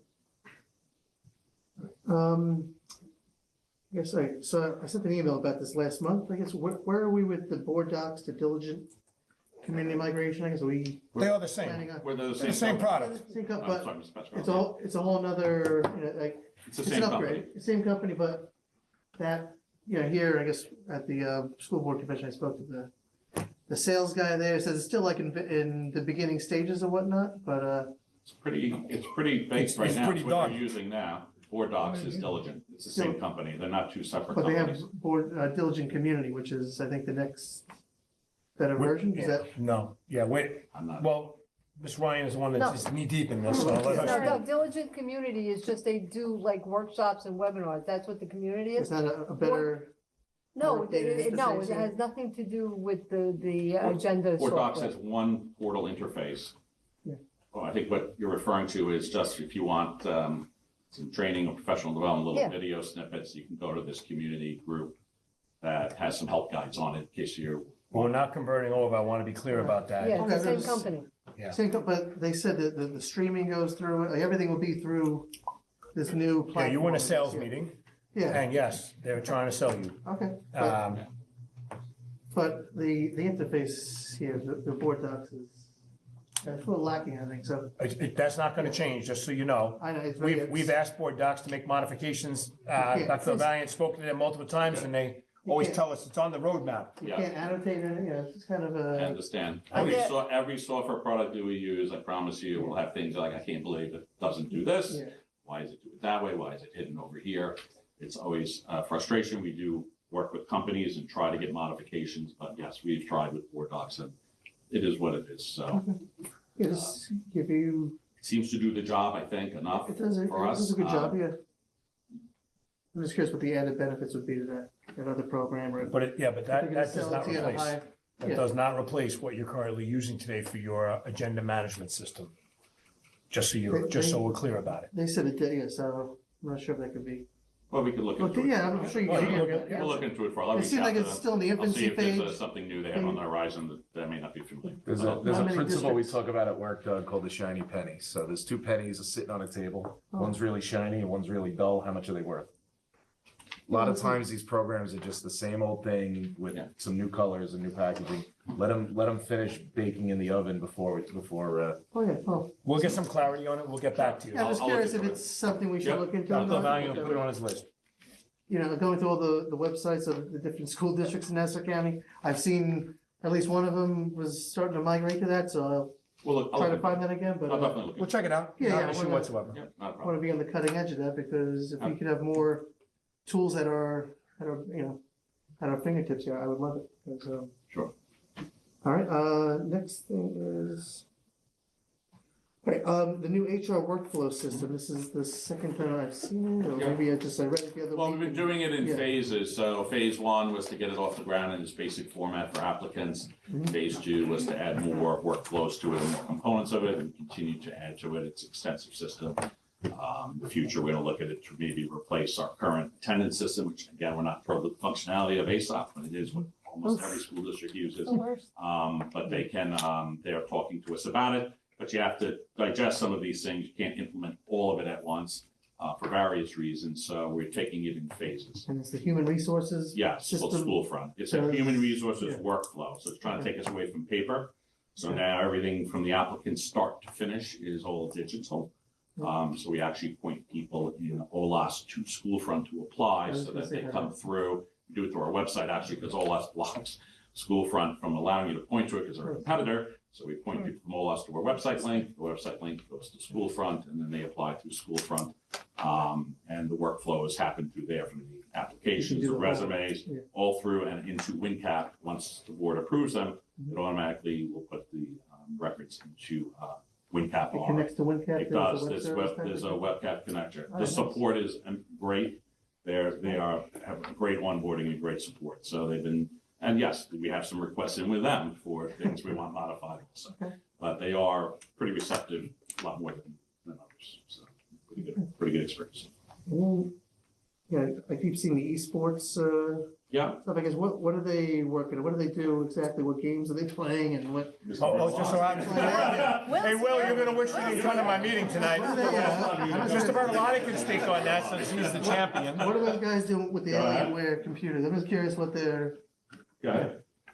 As initially, the idea was that simultaneously we want to provide just a place where students who were competitive could have that option. So I'm sure Overwatch, Fortnite, and then honestly, depending on what the students' interests are, we work to accommodate those interests. The less the more casual student who just wants to unwind, the district has given us Steam access. Most of these applications are free, which is great. And aside from that, it's a great opportunity for students to connect with professional esports teams at the collegiate level. Scholarships? For scholarships. Yes. And then again, just access to potential ventures in AI. And I know when they're up there, because they're right above my office. And it's a good noise. Not complaining, Will, you know that. I'm just curious, how would a student get like a scholarship from that? How does that connect? Yeah, almost just like esports, colleges have demand for competitive players, kids that are both scholars and gamers. They present value to these institutions. And you said Fortnite and Overwatch are the main things As in. of now, Yeah. I anticipate Marvel Rivals will pick up and see as well. Okay. Okay, that's cool. Good to know. Thank you very much. Thank you, Yeah. Mr. Berlin. I just had one thing, based on what Mr. Pasquarello was talking about with the HRIS system. Are these all purchased through BOCES, or So anytime we can, programs? we purchase whatever we can through BOCES typically, which, in the budget, you see an amount. Right. That amount is probably $1 million less when you take into effect BOCES 60% aid roughly. We get some E-rate money. We also get software aid, about $15 per student. So the money doesn't come in year one. Mr. Peraza can explain when the money comes Okay, later yeah, with that's- BOCES, but it is roughly $1 million reduction in the net impact of the budget I just presented to the board. It's about 1.4, 1.5 million, as opposed to really, we have to budget for the full amount, expend it before we reimburse for it. But it's much less, and the percentages, like 1.4% of the budget on the net amount, if you were to look at it that way. Okay. But we budget for the full amount, obviously, to do that. But we always look to get as much back as we can. I'm always applying for different grants or funding. Some of the Chromebooks were funded through grants that were a long shot that I got funding for. So I'm always looking to reduce the budget for taxpayers and continue to support the program. That's why we're able to expand and contract this year at the same time.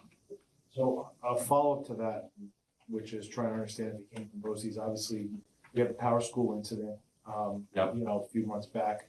It sounds like BOCES is responsible for vetting these IT vendors. Have they improved, again, conversationally, obviously with your peers, have they improved their vetting process to ensure that, there's maybe multi-factor authentication or other areas to strengthen that? Or should we also have our own IT folks, maybe supplement that research if we're not 100% comfortable that BOCES is doing what they need to do? Power School is a national company. This is actually pretty international, but it impacted, I forget how many users. It was a lot. It was a lot. It's a Oh, yeah. massive data breach, like it's huge data breach. When you read about it, And what was interesting was like, the weakness was pretty apparent on the sister company side. Right. So, I just, obviously it's a hard thing to do. And it wasn't our breach, just to be clear. No, I'm sorry. Not that it couldn't happen to us, but it's a breach outside of us, yeah. the cloud-based system. But I guess in terms of like when we contract out. Well, they have to be 2D compliant. Okay. Okay, that's one of the requirements that the BOCES requires of vendors, that we require of vendors, that we deal with directly. Past that, a company like Power School it's pretty extensive, But, the latest conversations that we've had, and Dr. Slee and I attend a lot of events, and Roy Obstruct Cyber is always on the agenda. And I'm sure even with your company or other people that have companies, it's no longer a discussion about, it's always a discussion about how to prevent intrusion, right? But a lot of discussion now is when you get, right, how can you get back up as fast as possible? And obviously have your data not pay ransom. So more of the discussions have shifted to that because the bad actors are so sophisticated that even when you do everything possible and beyond, human error, your biggest threat sometimes is the human being that makes a mistake. That can happen in organizations. It's real. My daughter works for an international firm in cyber, and it's just these discussions we have is incredible. These parent firms all over the world. Pretty. It's a very interesting, time to have technology and be under attack. But yes, always concerns. We always look at that. Power School was a huge breach, and not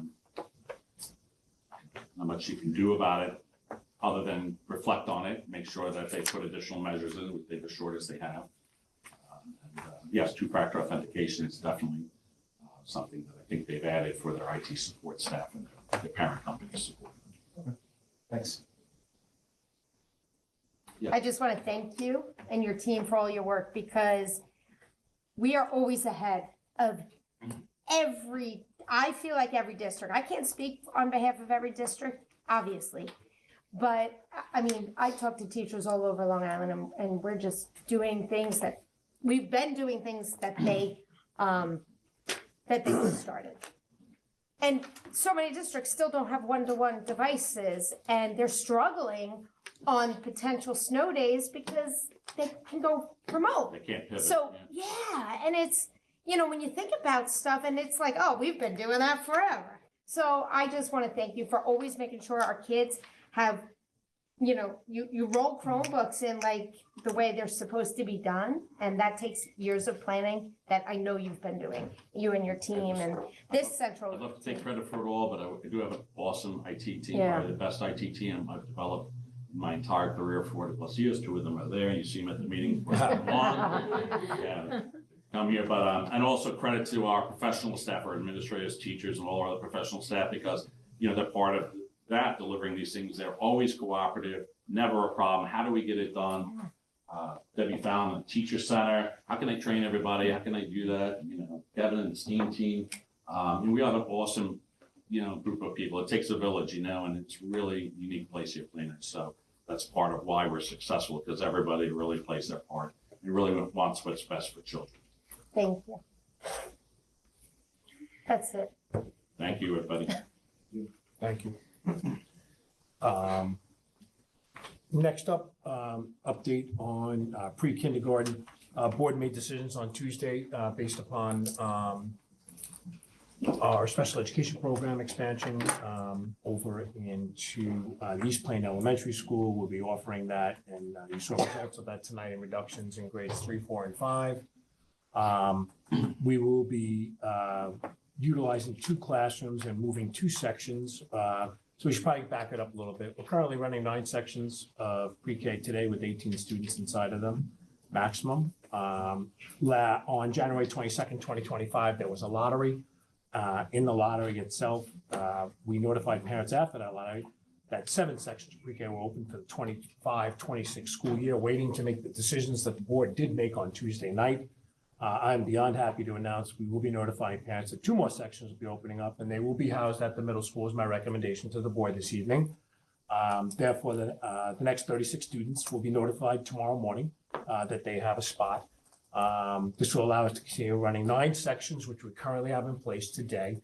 You had asked a question about there was a reduction in pre-K. The reason is because the original budget forecast was up to 12 sections potentially inside of that. We've made that reduction because there's no interest in 12 sections at this point. We proposed 12. There'll be 9.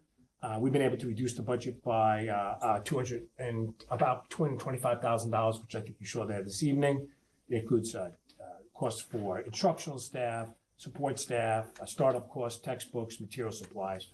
166 families, students entered into the lottery.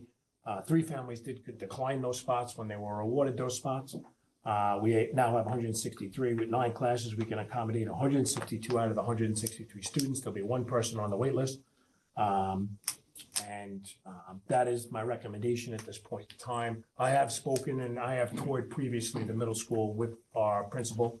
I did meet with Principal Cocorelli and Assistant Principal Azizalahoff to talk about their needs inside of that building. I did meet again with Murphy. All these people came together yesterday to sit around a table and kind of talk about what does this all look like. Definitively, there's 1 room that is mandatory at this point in time for service providers that we're going to be using. To move 1 section there to the middle school is not appropriate. You can't have just 18. So we'll be moving 2 of them there. It does open up the possibility should there, as you know, we have contingent positions that are built inside of the budget.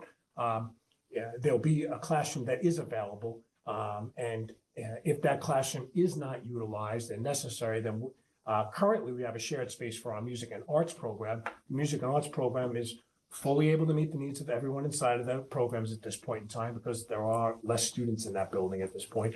But those 2 programs will split, but we won't know that until the summer, until we see what's going on. If we have an increase in and we need another, we won't know. I mean, registration's ongoing, as you know. But should there be no additional sections needed or to break out into additional, which we don't foresee at this moment, but you see people moving in and out all the time. That's what the plan is at this point in time. So obviously, want to share that with the board and get the board's feedback and answer any questions that you might have. I'm excited that the lottery was available, and a couple of misnomers that also clarification points I want to share with the board.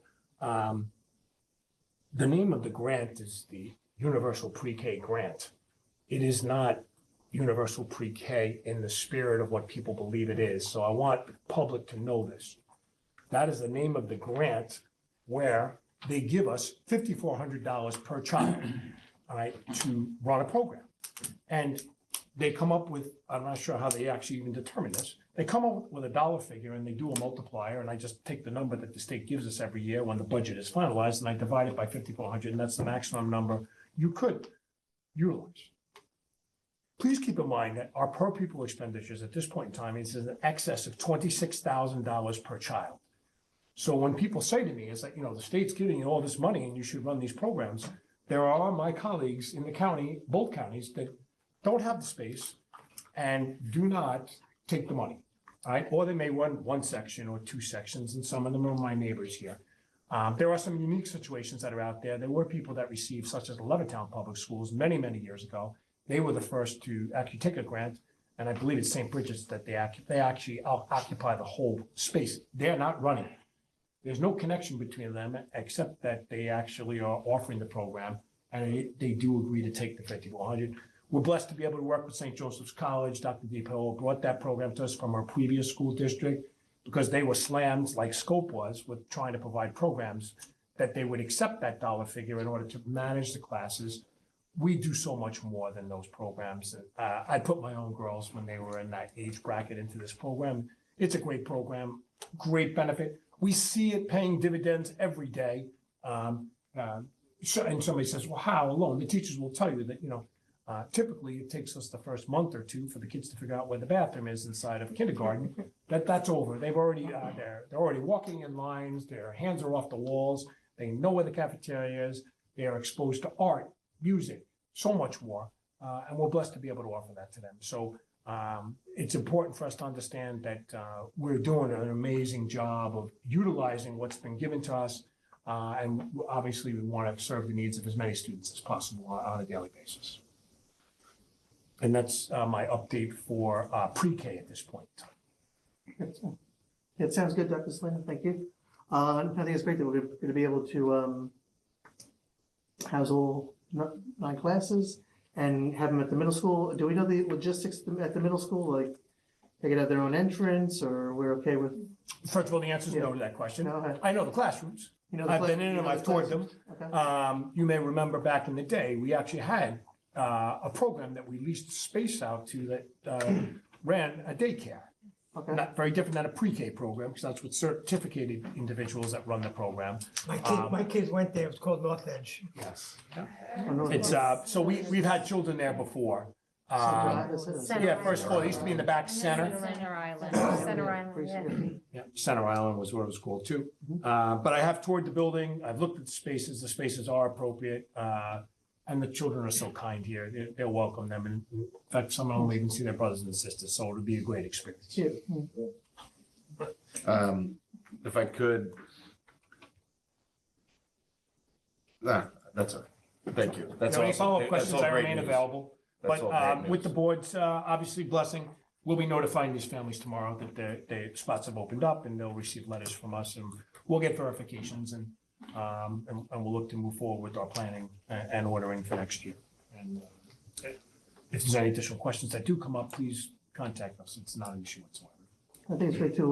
We are potentially separating the 2 subject matters that share the same room, so. Music. Oh, Oh, the he's current. playing, yeah, it's It's all great news. Yeah, if it's that not works out. necessary, yeah. Yeah. That's the plan right now. If there's no expansion in sections, requirements and such, why not? It's great. Yeah. So it actually serves Big both win for needs. big win for the kids of East Point. That coupled with the ICT kids coming back, it's great. Amazing, absolutely amazing. I agree. Yeah. Thank you. Thank you. Where am I here? Capital projects update. As the board's aware, we formed an advisory committee, which we had our first meeting. We'll be having another meeting on the 24th. This is a process. I actually looked, and I'm happy to share that, historically, we did this in April over the years.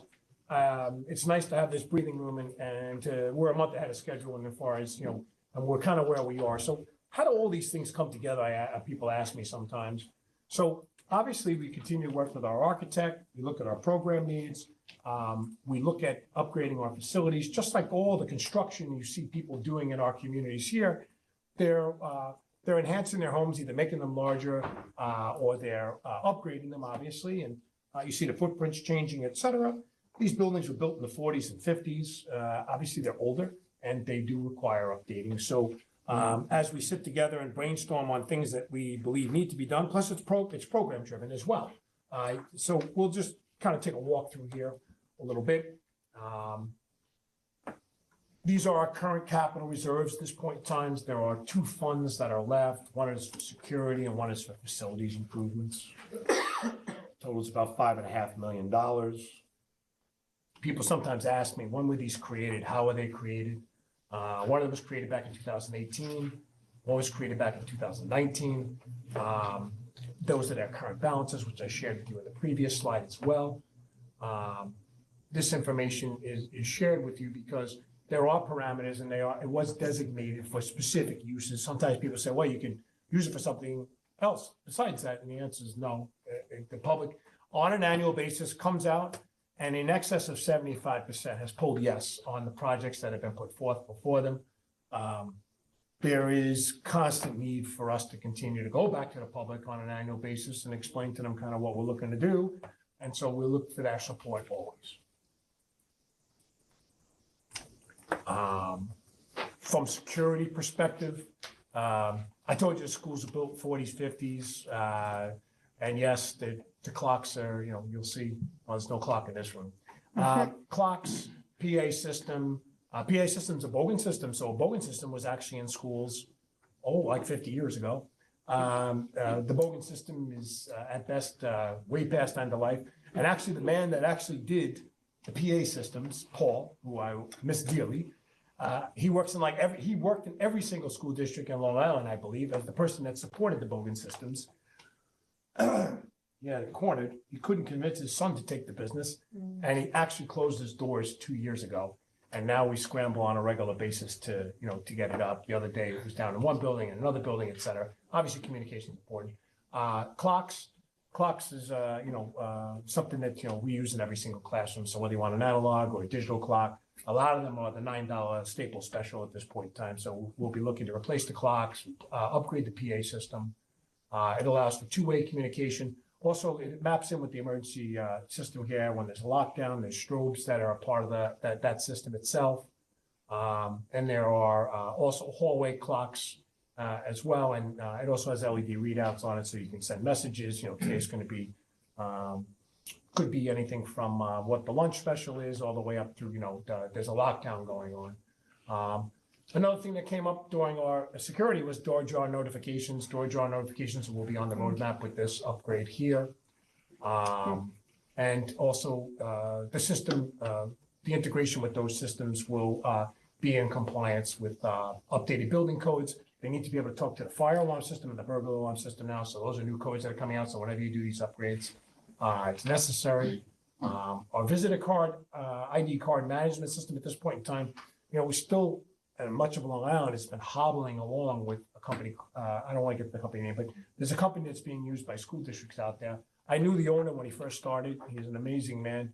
He was an Iranian gentleman, and unfortunately, he got very sick and passed away. His wife took the company, and basically, it's just keeping the company status quo at best. But unfortunately, has a lot of people captured because they don't have the opportunity to there's not other people out there. Dr. LaValliant interviewed 5 companies actually over the past 4 years. Haven't been able to do it, but we're moving to a system now, which we're going to upgrade our visitor ID card management system, visitor management, and digital notifications. We went from a system that had some pretty advanced features. We were able to let you know when your kid came to school, when the kid went out to lunch, et cetera, and we lost it all. And they could never fix it, and they never hired engineers to fix it at that company specifically, but we'll be able to do that in the near future. The fees associated with that are spelled out here for the elementary, middle, high school. They're all the same as far as there's uniformity across all the schools, so wherever the kids are and the teachers are, they'll be the same. There is, on an annual basis, as you know, we run a video management system, we have a Janitech system. There are enhancements, upgrades, we get requests from principals, as well as we have some of our cameras that are still out there. Most of them are ready or either end of life or Still in the not. replacement cycle, we replace many of them. Yeah. We're still replacing. We continue every year. Actually, we're gonna be doing some advancements over at East Plain in their playground there. We're gonna be looking to put a pole up there with the ability for a light and such. Another thing that I think that will help us is introduction of electronic security gates that so some of the areas, as you know, we have one security person that starts in the morning, and during the summer months, it's usually 8 o'clock. Or if there's planned programs, they start earlier in the morning. But what they do is they drive one car and they go from place to place. But there are times when they get stopped and there's something going on and they're helping people. And that's when you see the social media posts about we're not open, this and that. Well, this will eliminate that because these will be automated inside of our security management system, and they'll be on a timer and they'll open up automatically on a schedule. They'll still be checked every day, and every morning at the same time, but they won't be running and scampering when I pick up the phone and call them up and saying, could you please run over to East Plain and open up the gate? Could you please run over to so-and-so? And usually Tom DiRespino, our director of security, does that. This will eliminate that, the need for that. So what does that mean exactly? What does this mean? Is this for the So just- driveway or for the? Just like the doors here in the morning, Yeah. when we have kids come in the morning, all the doors are on a schedule. They're basically, they don't have to use their ID cards to come in. They're basically pulsed open. So basically they would open, the gate itself would become automatically unlocked at What gate is, so what gate? 8 o'clock in the morning. So the gates that we're looking for are access to common spaces. So John H. West would be a perfect example right now. There is a playground there and there's also a community walking track at this point in time. There are people that like to get out there early in the morning. And so if they wanted to get out at 7 o'clock, we could just set the timer for 7 o'clock, and at 7 o'clock, the gate itself would be unlocked, and they could just have to open up the gate. They're spring loaded. Farmingdale has them actually on some of I was gonna ask you, is there a district I could look at to? Yeah, sure. See what we'd be getting? Well, it's just a regular gate. There's nothing fancy about it. Okay. It basically uses the same locking system that we have here. And it's card actuated as well for those individuals that have card access, which is all of our security and personnel. So we're running lines out to the fence, basically. Is that- Yeah, your power Yes. Oh, yeah, and, you're and running- Power and network data. connectivity. Okay. On the door jar functionality, I think is probably one of the most important ones you have there. Is that, when we talk about that, I mean, for me personally, I think that would be one of the first things we'd want to tackle. Because I know that's a huge security concern in terms of like schools. Yeah. Having hardened defenses. Are we able to prioritize, let's say, certain things, like the door jar system? Well, it's all good. It's one ecosystem. They're all integrated together. Okay. We can accelerate anything that we want. At the same time, they have to have a foundation and build upon that. So every year we add additional things in. And obviously we want to get 8 on these things. So there is a little timer inside of that too. So we'll look to expedite that. That's not an issue. It's the door jar notification is something that commonly pops up. Most schools do not have it, unfortunately, but we can. I mean, I love seeing it up there because Yeah. I know. It alerts security, lets them know, alerts administration in the building, lets them know. All right, those are the things that we want. We can integrate it with our video management system too. So. Would that be able to be done at the gates too, that we were talking about the common space? Because obviously people may know or may not know, there's sometimes incidences of vandalism. So if someone pops the gate open, maybe they could be snapshot in case, almost like a tracking of. Yeah, I have to be honest with all of you, a sudden and there's I don't want to knock on wood here. Kids in this community have been very good. For the most part, yeah. Very nominal, any incidents, the kids are very, very respectful. I have to be honest with you. I've been here now, and this will be my 14th year. When I first arrived here, prior to, cameras being installed, there was a lot. There was a lot of things going on. The kids know, they're conscious of it, and it's not, but they're just really kind. As far as the notifications on the gates and stuff like that, I'm not sure what value that would add because they would just be opening and closing them. They'd be spring loaded, so they're just gonna close back. So I'm not sure what the use I would be didn't know for if that. maybe it was like a button magna lock, so, obviously I don't know the technology.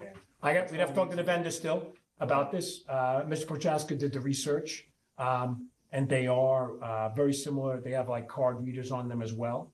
But they are, it may even be a deadbolt, an automated deadbolt system, sort of like our houses do. A lot of them, the new ones, the Yale locks and stuff like that. But we have to get something that's too advanced. Yeah. We can take a look, though. We can see if there's an alert or something that we can integrate. We'll take a Yeah, look. I mean, look, if it was like a push button and then it snaps a picture. I know and what you're then, looking for. Well, not a big deal. I'm not. Entranceways have, They got my juices flowing here, I guess. Listen, the entranceways will definitely be filmed, so that's not an issue. Okay. That's not an issue. So we'll know who's coming and going, that I promise you. All right, through those gates, because there are cameras that are on those gates when they get installed. All right. Here is facilities projects, John H. Trust Elementary School. Listen, here's the bottom line. We've invested over the years. Our latest installation was over at East Plain. That was a donation that came, the board received. That was from Rose Walker. All right. It actually was solicited from previous board president here. Did a great job with that. And that was big bucks. The one before that actually was at West. Colgate. Which was Colgate. And the Colgate one cost us quite a penny to install because nobody could install it. And the way Colgate gave that to you is they said, well, what you could do is you can gather a bunch of parents together and they can do it on the weekend. And I was like, absolutely not. It became the most expensive free playground we had ever won. It's like box tops. And we're happy and we're very thankful that all of our parents contributed, et cetera. It's time for an upgrade. And then we had to give them to the other schools too, because we couldn't have one without. Yes, people were upset. How could they get a new one? We didn't get a new one. Bottom line is this. The blacktop area and the playground itself is in deep need of renovation, leveling, drainage. So it is something that I am recommending. We need to round that facility out at this point in time. As you know, we've done a lot of work over there at this point in time. It's not commensurate with the field installations that you've done at this point in time. And the bottom line is that there's more interactive, inclusive equipment that's available today. And that school does have students that would benefit from that, in both our regular education classes as well as our special needs classrooms. We run very special classes there as well. So I would like to see more inclusion and more inclusive pieces included in there. So I am recommending that the board go with that and ask the public for that. Charles E. Schwarting, in the beginning of the school year, I know someone had brought to my attention, which is not the first time, there's this unevenness and there was actually some caving in of the actual rubberized flooring that was over there. And it's old. The reality is that needs to be upgraded and also a few additional pieces that would be for inclusive play there as well. So we'd be looking for more playstations there, pieces of equipment, for lack of a better term. We'd also be resurfacing, ripping out that surfacing and making it. That was our first, that was the first one that we did with, with the turf area. We got that from Farmingdale Public Schools because Paul and his people over there had used that actually right behind the firehouse over here as one of them. They did a bunch of them, but that was one of the models that we used. So it has the same shock absorption, which is a requirement by law in order to protect ourselves for liability purposes. These are in priority order, by the way. There are additional projects, which I'll show you in the next slide. I think this is kind of the sweet spot of where we are right now. We will meet again and discuss this further at a future meeting. We have high school window replacements. There was a question about which windows specifically. We'll finish this. I wish we did this 10 years ago because the price of windows has gone through the roof, literally. It is absolutely insane. But in order for us to finish up all sides of this building here completely, that is the estimate from the architect at this point in time. That will be the final phase. So combined with the energy performance contract upgrades, as well as the ongoing commitment to different sides of the building, the front of the building was done first, obviously because people drive by that. Then there was administration, then there was the core of the building, which is basically our courtyard in this building specifically. And the energy performance contract took care of the whole east edge. And now what's left, there are this whole side of the building here, library, et cetera. So that's something I'm recommending. Dr. Selena, Yes, high school windows, is the high school the first building you did the windows or the last one? Like, are we looking at, once we're done with the high school, are we conceivably then starting at some of the other buildings? windows are operational as far as Mr. Prochaska has informed me at all the schools, and I walked in and see them. I see them from outside too, of course. Obviously, we want them to be screened, so you can open the windows up when necessary. But the truth of the matter is, we run climate control almost It's 24/7. less important. But if there's windows that do need to be replaced or doorways, et cetera, we do have on an annual basis funds allocated for that if there were to be a specific case. But there's no There's nothing on the at this roadmap point, today that's nothing burning that I okay. would say, but I will tell you, just drive along the back edge of the school and you will see, there's misting inside of these things, there's white staining. These new e-glasses that are out are more energy efficient. The aluminum, you can open them. Some of these here you can't open anymore. But the idea behind it though is that, we need to round that out at this point in time. So I am recommending we finish the final phase on that. One of the last areas, which, if you're here during the summer like I am, and practices start probably on or about August 15th. It's about 100 degrees outside, but it's about 120 degrees inside. So if you've not been inside of a girls and boys locker room at 110 degrees with no ventilation and no air conditioning, you probably don't want to be there. It is one of the last areas that we do not have climate controlled at this point in time, except the heating. So I would like to recommend that we upgrade that area and finalize, areas inside this building that are without HVAC at this time. Bathrooms. Bathrooms are expensive. Bottom line is that we've done bathrooms here. We've done the end of this hallway here. There was we also did the primary bathrooms, which is multi-stalls in front of the main office here. There also were adult public bathrooms there. There are 2 additional public bathrooms located on the left and right-hand side, which I'm not suggesting. That's a future project for us to consider. They look like closets. They're very small, but they did get us through this whole process here where we were still finishing up the bathrooms when school started. So these multi-stalls are on the second floor. Right now, the only bathroom that's open up is on the first floor. There are other bathrooms, and if you're at the high school here, you might remember them. There are other bathrooms on the second floor. They probably would have open. They're actually mirror images, 2 floors on the 2 there. So, and we reopen, to provide more access for the number of people. Remember, there's almost 1,000 people in the story every day. And by the way, there's no problem. There's bathroom access everywhere, so we'll take a look at that. So, update on the chillers. So the chillers, you authorized us to go directly and speak to and work with the company that actually manufactured them, because we just couldn't get anybody to work on them. So the information that we had was that basically the chillers had to be replaced. So there's an update. The chillers don't have to be replaced. And the chillers are not on the roof, by the way. The chillers are in the basement, so I was completely wrong. So I got an education on this.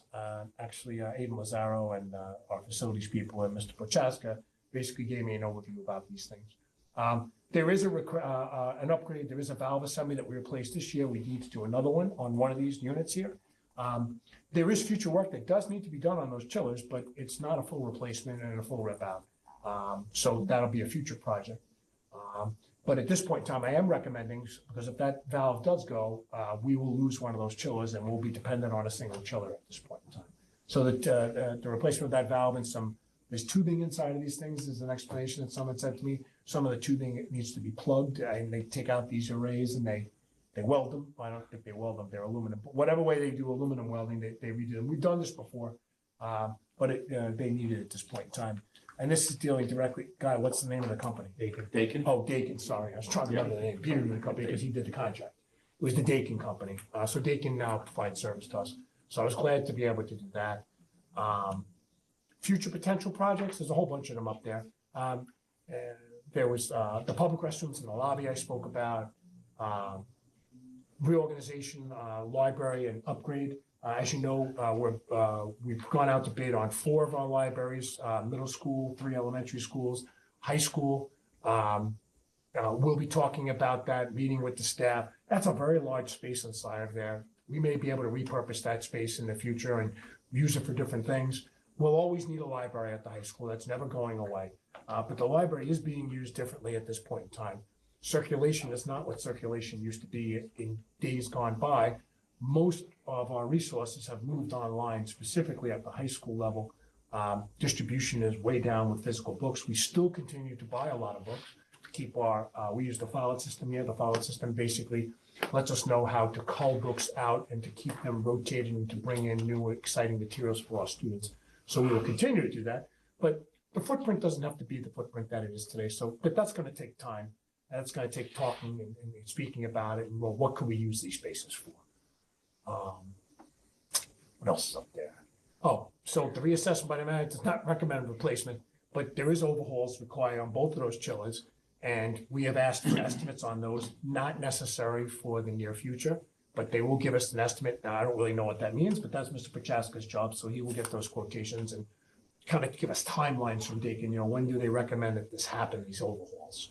It has to happen outside of, obviously, the heat season, which is fine because in the basement, they can be worked on during the regular school day. Oil tanks, we still have oil. We have oil and gas fired setups here. The fact of the matter is we have not switched over to oil in many years. So we're kind of figuring out a phase out plan at some point in time, but we do have dual fired burners here in all of our schools. But we haven't burned oil in quite some time, but we got a lot of oil in those tanks. So we're going to make sure we use that oil at some point here.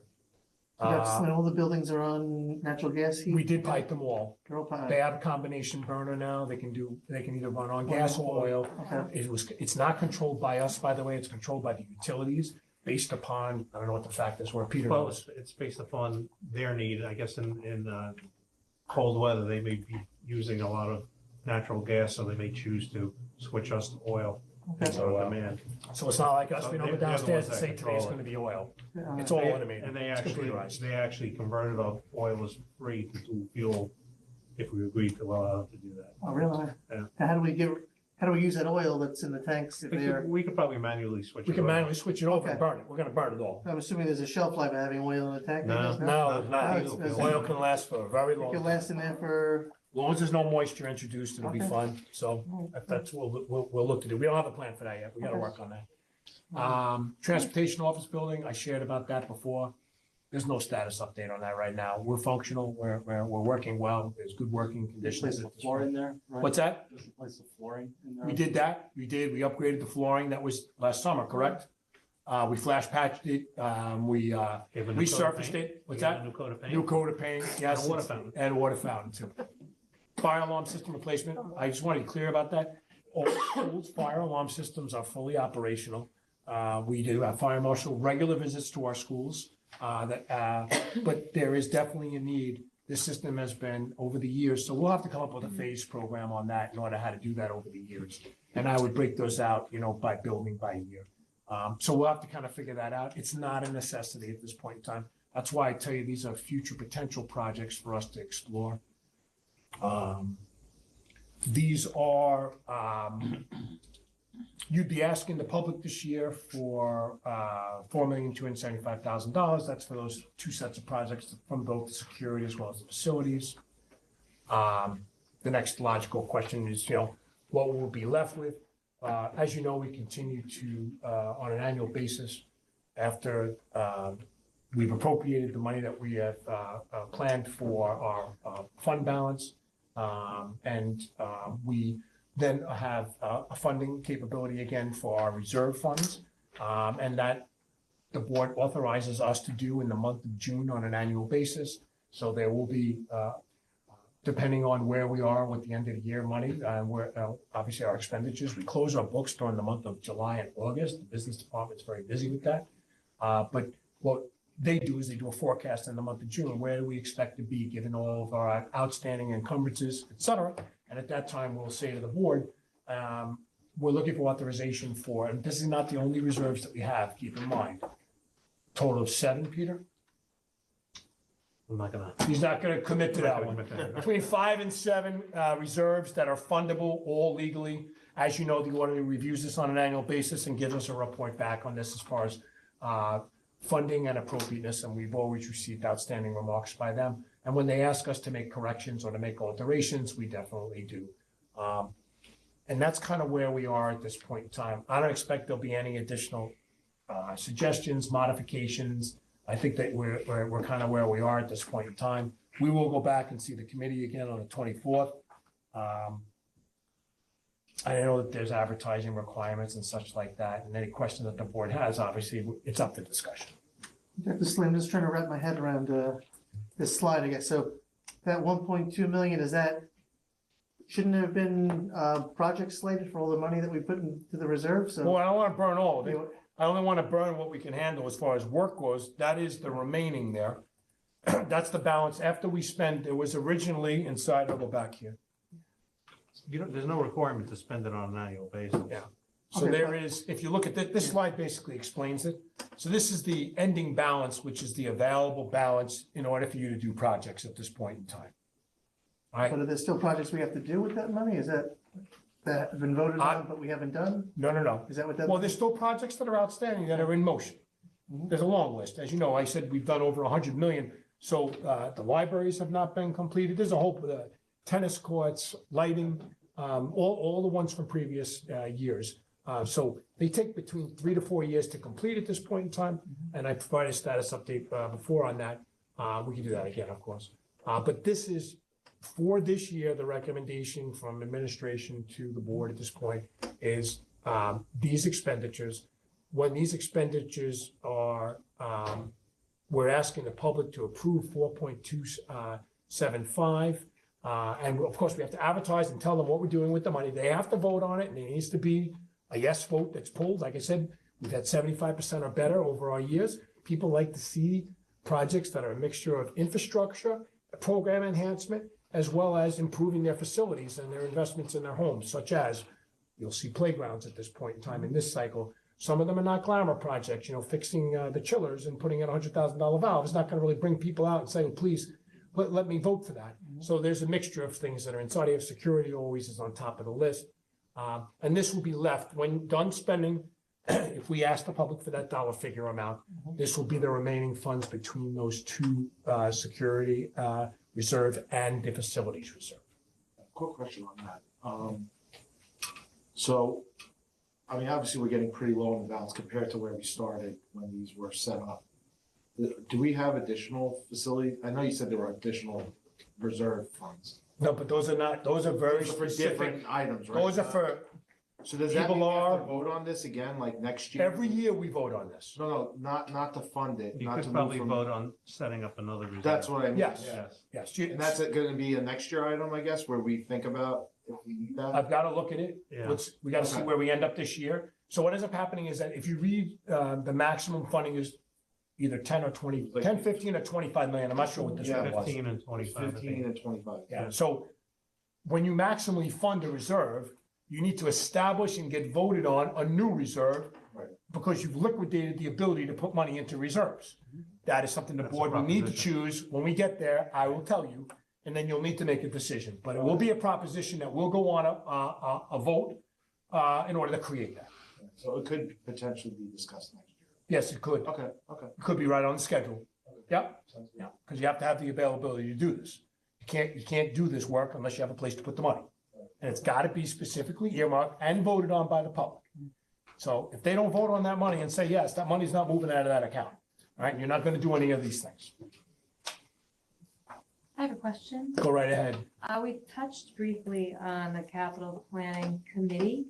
Can you Sure. share with us what that looks like inside a meeting?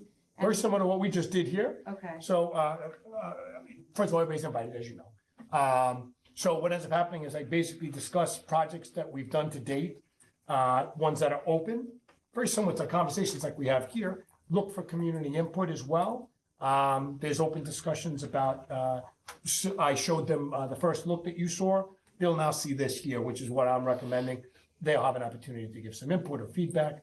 It's an ongoing process. It's in the early stages. And then once they offer their feedback, where do we go from there? Well, many times it's in alignment with the things that we're doing. Okay. Like one of them was a security enhancement that someone suggested at the last meeting. Their partner is in law enforcement, and they said, did you know? And I didn't ever thought about it, but I did know why it was done. now I have to take a look at that. And that would be inside of that money, because obviously we want to listen to what the community is sharing with us. We're not going to ask you to come out and then just basically ignore what you're asking.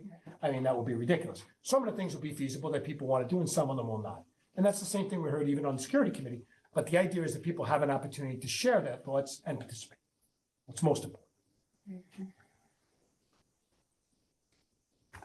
That's it. That closes out on that at this point in time. Where are we? Hang on.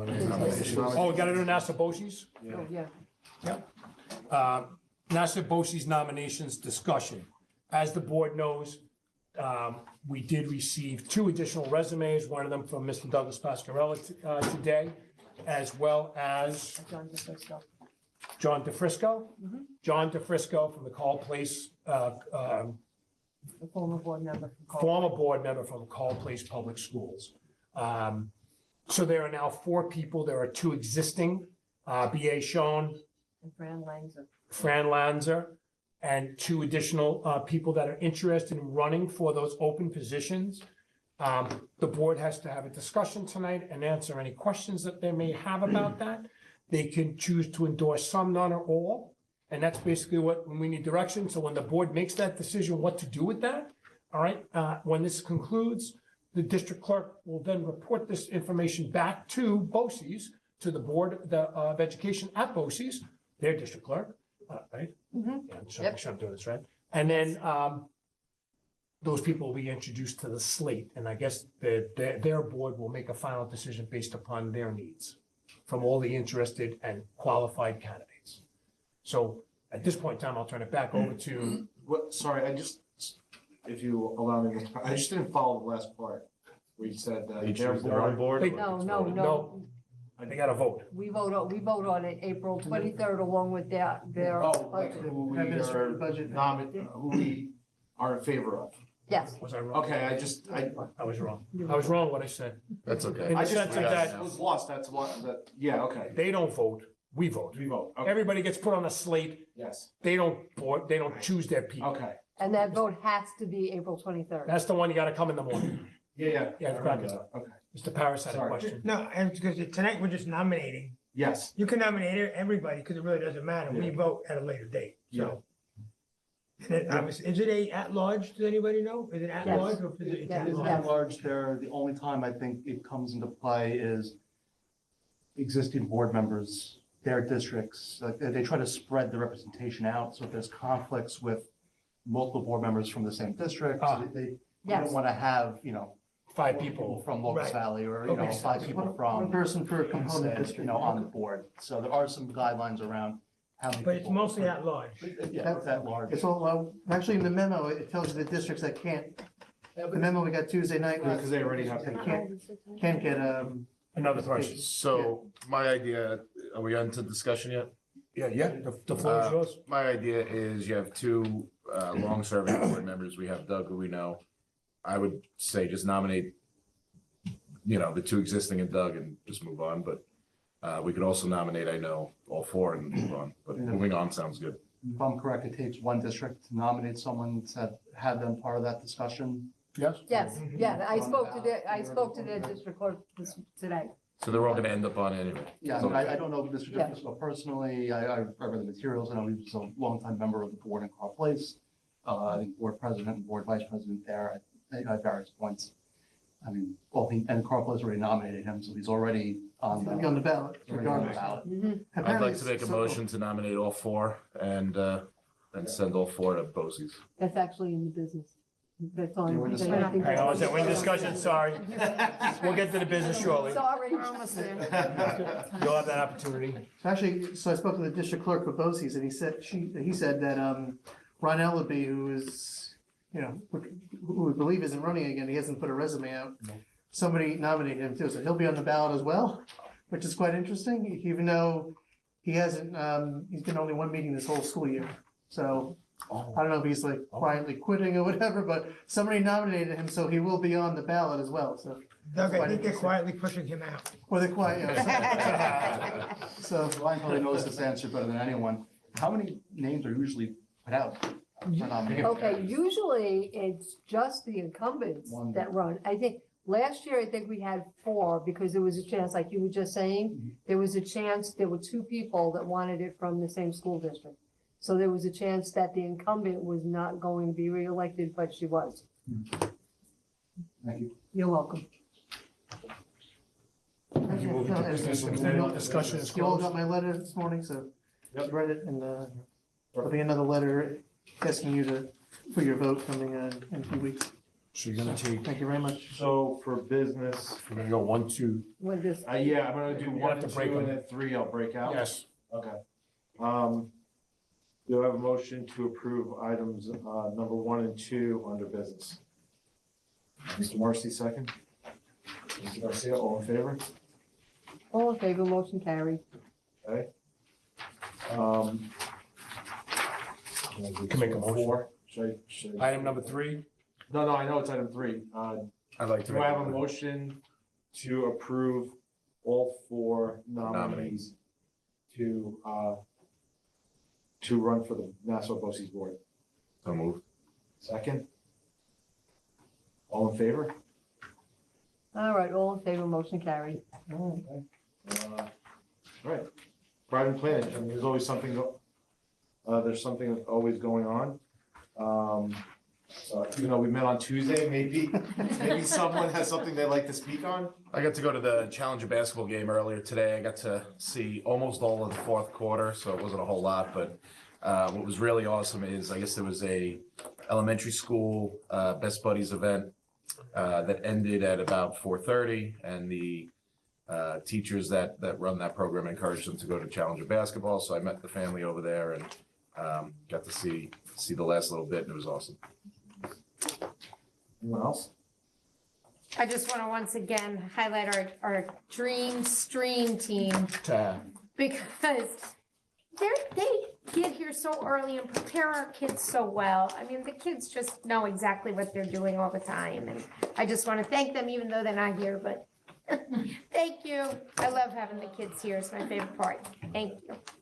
Yeah, I think it's impressive to have 3rd graders come up and speak to a room full of adults. I mean, that's gotta be pretty nerve-wracking, and they did a great job. They'll never be nervous again about it. They'll be 30 years old speaking in front of public because they weren't afraid the first time. Yeah. It's awesome. All right, moving on to opportunity for public comment. We ask that all comments are directed to the Board of Ed President. Kindly ask that you limit it to 2 minutes. And we also ask that you please use the microphone and clearly state your name.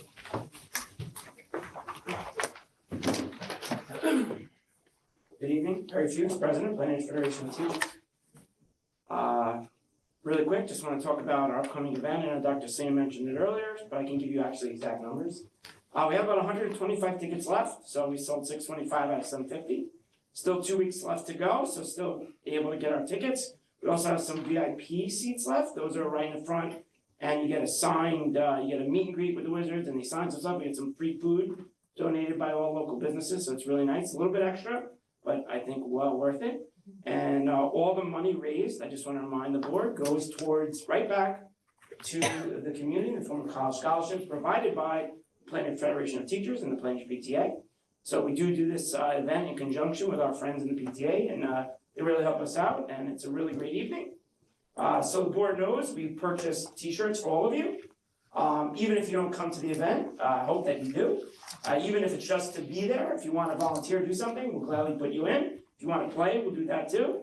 Mr. Fuchs, there were some individuals that will gladly take the t-shirt. Okay, We great. appreciate the kind offer, but they're also going to make a donation as well. Okay, great. So I'll leave the t-shirts to the board with Miss Ryan, and any donations can also be dropped off to Miss Ryan. Appreciate that. And look forward to seeing everyone there. It's going to be a great night for the community. Thank you very much. Thank you for supporting them. Anyone else? Do I have a motion to adjourn the meeting? Mr. Garcia, second. Mrs. Maggio, all in favor? All in favor, motion carried. Thank you. Safe home, everyone.